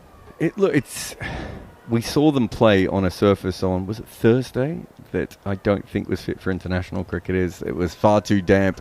I thought it was unsafe. They got away with it without any injuries. I think we saw Liam Livingstone struggle and hurt his knee the other day. So, and we've already had Reece Topley go home due to an injury picked up in the rain in Barbados. So I think we've already forced enough cricket in the rain in this series, Macca, that it's very silly for us to try and do that again. So I'm hoping, and well, I'm going to take that back. There's just no way that they're going to be able to go ahead. So, but I suppose what I'm saying here is that I'm hopeful that common sense, which is cricket's main skill, will be used here, and they'll think about the safety of the players, and they won't go ahead. And by this stage, what I really mean the safety of the players is I'm not sure all of them can swim.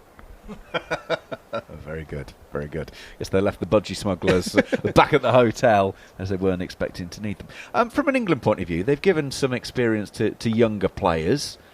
How do you think England will view this tour, if you like, both the ODIs and the T20s as they board the plane, presumably tomorrow?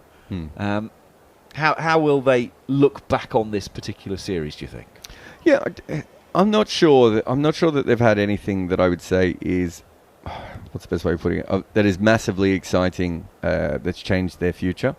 But they've given Dan Mosley a couple of situations to bowl at the death, maybe 3, I think. 1 went very well and 2 went very poorly, if I remember off the top of my head. So they'll understand a little bit more about him at the moment. Bethel's batted up the order, so they've got a good chance of seeing him, and in conditions, I was going to say in conditions he's not used to, but I suppose in his case conditions he is used to, but conditions they hadn't seen him in as much. I thought Salt had played some really good innings if you go through all the way, but I think the player I was probably most impressed with would probably be Mahmood.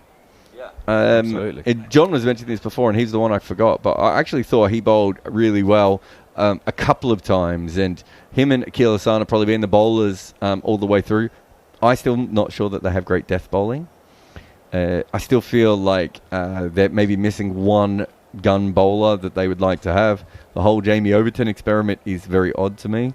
And I don't think in the next World Cup that Bethel or Mosley are going to be automatic selections based on what we've seen here, but they've tried some things, and I think that's what these series are about now. Like, don't want to get too Brendan McCullum about it and say the results don't matter, but at a certain point, look at some of the field placings they've tried. Like, they've been looking to do various things in this series, and so they've got out of it quite well. Plus, the toss went their way, so they still get the results.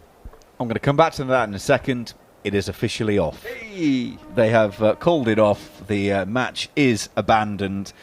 So we are now just awaiting for the presentation ceremonies that follow. What did you just... I've just completely lost my train of thought. I was about to ask you something that you said there. Were we on air? Was I talking? Was it interesting? Was it relevant? I think... Yeah, I mean, I don't think England have... I think England have come away with it. They need to understand what the next plan is, right? This is... Do you remember that series when Silverwood and Root still went to the West Indies for a test series? This isn't quite that. But there's elements of they're trying to work out what the future is at the moment. And we're going to see a new coach.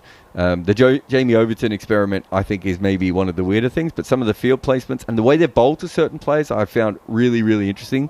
The way they've gone after Moti, who's one of the other, very good players. So there's some interesting stuff here. But I'm not sure there's anything that... I'm not sure there's a blueprint based on this series for how they're going to go in the next World Cup. Right, we will pause there for the time being. We're about to bring you the following on podcast, and hopefully as part of that we will be getting the presentation ceremony. But let's just recap where we are. The match is officially abandoned. The weather has beaten us all. It's been absolutely hammering down for very nearly a couple of hours now, and that meant that 5 overs was all she wrote in this particular game. So let's take a review of this game and also a review of the series in the following on podcast. On DAB+, online, via the talkSPORT app and on your smart speaker. International T20 cricket, live. The West Indies versus England. That is high, but not far enough. On talkSPORT 2. Yeah, this is the following on podcast. I'm Andrew McKenna, and I'm joined by cricket writer Jarrod Kimber and the co-host of the Caribbean Cricket Podcast, Michel St. Patrick Hewitt, and we'll be looking back at the T20 series between the West Indies and England, as England came away 3-1 winners with the final game abandoned with only a few overs possible before heavy rain. We'll be reflecting on the entire tour, discuss what positives England can take from it, and discuss where the West Indies go from here. So plenty to come in the next few minutes here on Following On.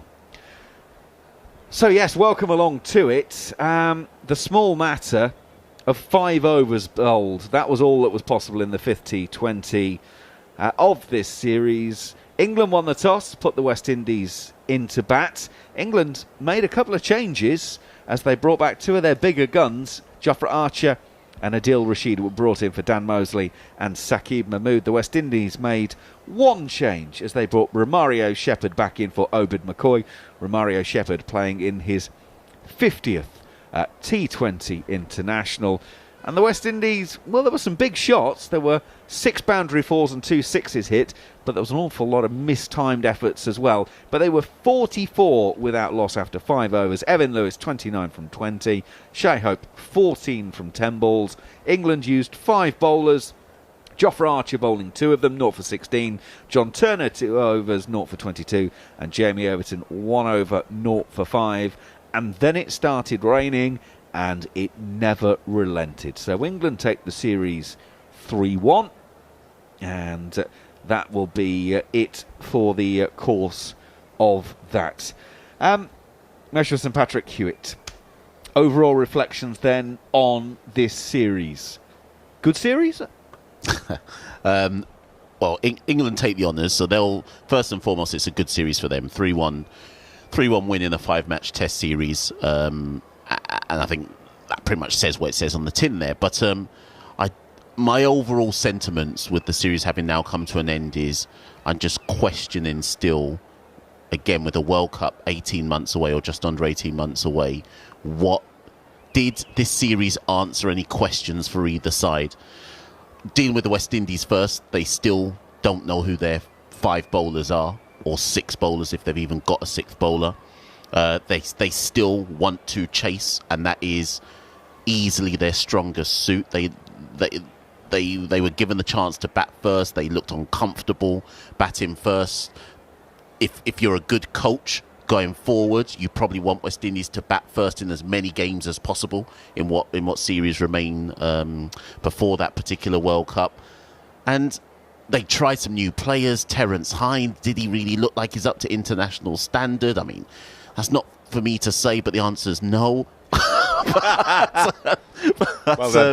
So I don't think West Indies found out anything new about their team in this series. But at the same time, that's not me being overcritical of the West Indies, because I think some of that could be, you could say some of that about England as well. I'm not sure they tried some new players, England, but also did they really find out anything brand new as well? What's the one thing the West Indies kind of worked out? Evan Lewis is back-ish? Yeah, okay, that's a good one, actually. So that's about it, though, yeah, isn't it? Evan Lewis, they know they can go forward with him, left hand, right hand at the top. And maybe even Jarrod would say that maybe Shea Hope might be the one to partner Evan Lewis rather than Brandon King. So there's bits and pieces. Could you go all 3 of them as a top 3? Well, that's one of the dilemmas they've got to solve, because take out Brandon King for a second. The last 2 matches we saw, they chose to go in with 7 batters. Shimron Hetmeyer and Shafane Rutherford playing, and Roston Chase playing, and even in this last one, and Romario Shepherd playing. And remember, Andre Russell's got to come back into this side. So they haven't worked out the configuration of their top 6 and 7. I think they've got 1 batter too many. They're trying to fit too many in, which then affects how many bowlers they can use, and their bowling is not good to begin with. So there's still a myriad of problems on the West Indies going forward. But yeah, but from the England perspective, like I say, we saw bits of Bethel and Mosley. I think there's definitely something there for those 2. I don't know if we saw enough that says they've forced the England's hand above anybody else who comes back. We saw that Jofra Archer and Adil Rashid are still just as important as we always knew they were. But it just feels like, I know Jarrod's going to come in here, but for all the people who say bilateral series are questionable, I don't know how much both sides got out of this one. Yeah, I mean, this should be a series looking ahead, and I suppose that's how England played it a little bit more than the West Indies. West Indies went with a slightly more traditional side, a little bit of mucking around, as you said. They got some injuries and had to do some rotations in there. So I think England were trying some things. Obviously, England also has another series at the same time. So, you know, maybe slightly split in the way that they're thinking about all those sorts of things. But yeah, no, I think there's no doubt that that's the case. But interestingly, and with England winning the first 3, batting second, we knew that there was a bit of an issue batting first. And so there was people saying, well, actually, if they win the toss in the last 2 games, bat first. And this was actually a point I made to Phil O'Wallace in the 4th game. And he was like, no, this is international sport. You're playing for your country. And I asked him the question, but if you're a batter struggling against leg spin, what do? You go to the net for an hour and you face leg spin. If you're a bowler who can't quite get a delivery right, what do? You go and practice it. The only way to practice batting first is by doing it. Now, actually, by quirk, by losing the toss in the 4th game, they ended up batting first and put 200 and plenty on the board. But interestingly, tonight, first of all, they've gone back with Archer and Rashid, 2 guys who, frankly, they don't need to learn anything else about. You might want to put more miles into Jofra, but that's a separate thing. But they won the toss and elected to field. You know, here was a chance. This, for me, is what bilateral series are all about. You're absolutely right. It's not a World Cup. It's not a Champions Trophy, whatever. This is your chance to not experiment, but put live practice. Live practice. I'm pretty sure I'm right in this, and I'd have to have a look. I covered this during the World Cup, that these are the 2 teams that win the toss and bowl first almost automatically. West Indies and England. They're like, it's just automatic for both of these teams. If I'm working with these teams, I would be having serious conversations going, we know we're good at this. What are we not good at, and how do we improve with that? Well, okay, so let's make sure from here on in that we have, let's say, 70% of the time when we win the toss, we're going to bat first, and let's try and get good at that. I don't see the point, because you get to a World Cup and if you lose 4 tosses in a row, you might be going home. What's the point of that? It just seems so stupid to me. Well, exactly. I mean, I did the stats ahead of yesterday's game. So the last 9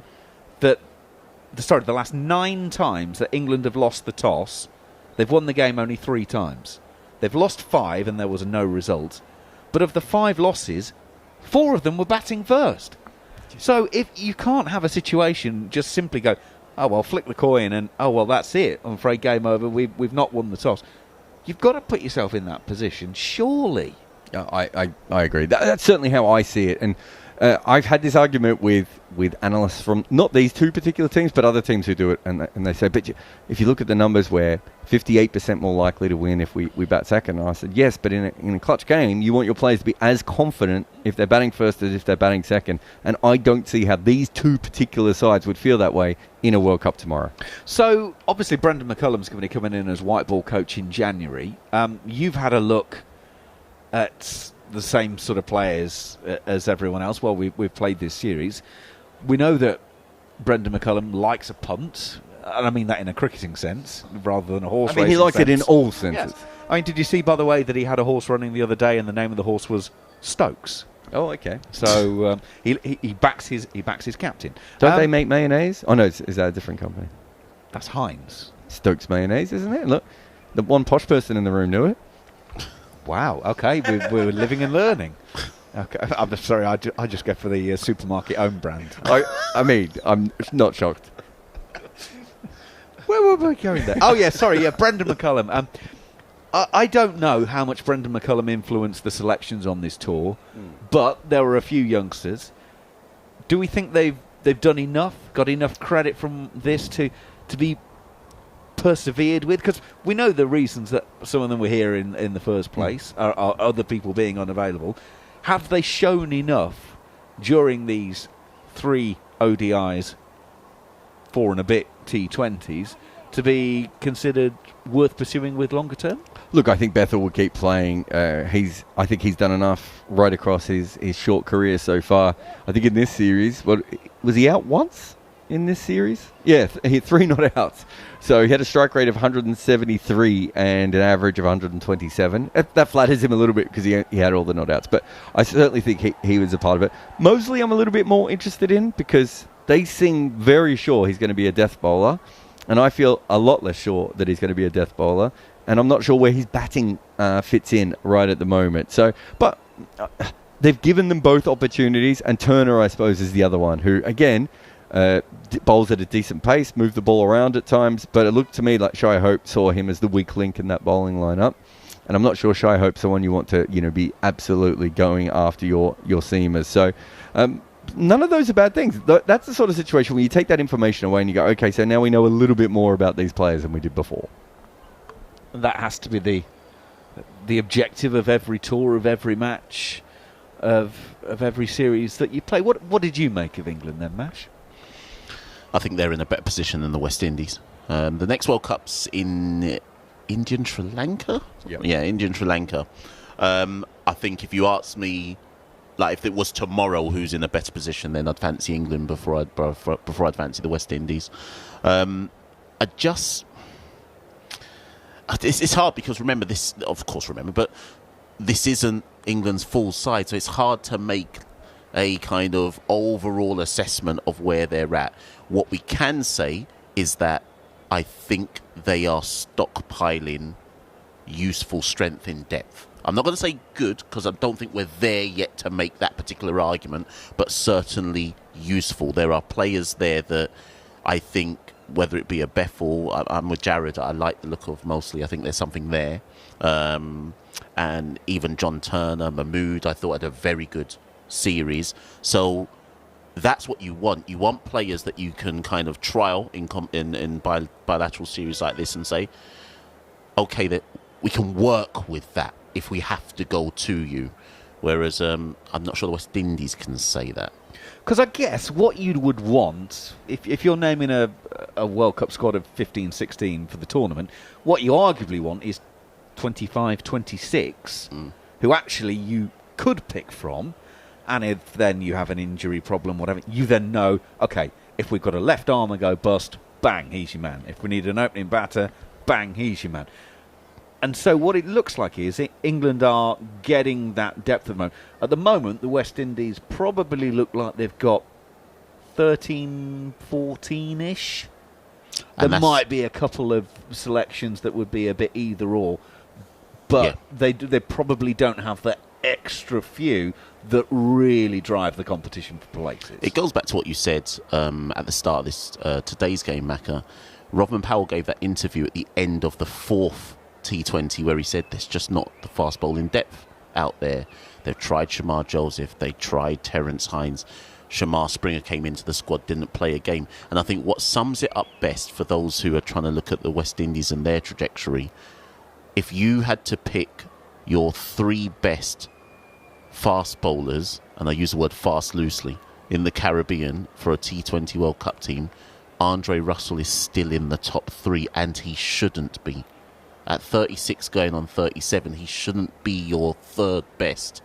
He might even be 2nd, but he shouldn't be your 3rd best go-to seamer if you're building, and to use your phrase, a depth chart. Andre Russell shouldn't be on that list. He's there on merit, but he shouldn't be at 36, 37. I mean, if you look at the last CPL, the leading wicket takers, it's incredible. It's Noor Ahmed, Tikshana, Moti, Imran Tahir, Alzari Joseph, Pretorius, Moeen Ali, Waqar Salim Keel, David Visa, Sunil Narayan. So you get down to Shamar Springer, who I watched bowl in the Super 50 recently and get... he bowled one very good spell in one game and got absolutely hammered in the other one. I'm not even sure he's a frontline bowler again. Another right-arm seamer who bowls about 135 to 138, of which they have a bunch of. It isn't as if there's heaps of names coming up. The next highest person on this list is Obed McCoy, who we saw in this series as well. And he looked about as athletic as the 3 of us do. I'd take exception to that, because I thought Obed McCoy looked like the Tin Man from The Wizard of Oz yesterday. It wasn't ideal the way he looked. I mean, he hasn't played since the CPL. He looked like someone who hadn't touched a cricket ball since the CPL. He's a brilliant athlete when he's moving correctly and everything else. He's a very big guy, and, you know, fast bowlers who are big have problems. But I was watching O'Shane Thomas bowl the other day and get smacked in the Super 50. This isn't that. Kyle Mays has been one of the best bowlers I've seen in the Super 50 this time, and you know, you can't really fit him in the side. He's another guy who bowls about 130 kilometres an hour as well. Yikes. I was going to say, the future is bleak. But you can see, but do you know what? Off the back of everything Jarrod just said there, that's why you can see why the West Indies squad that's played this particular series is basically the World Cup team.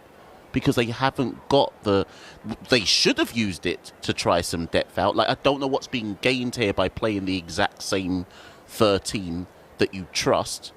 Because, say someone... Okay, let me give you a quick analogy here, or quick example here. Let's just say, argument's sake, Gudakesh Moti and Akil Hussain and Alzari Joseph got injured before a World Cup. Well, they're finished.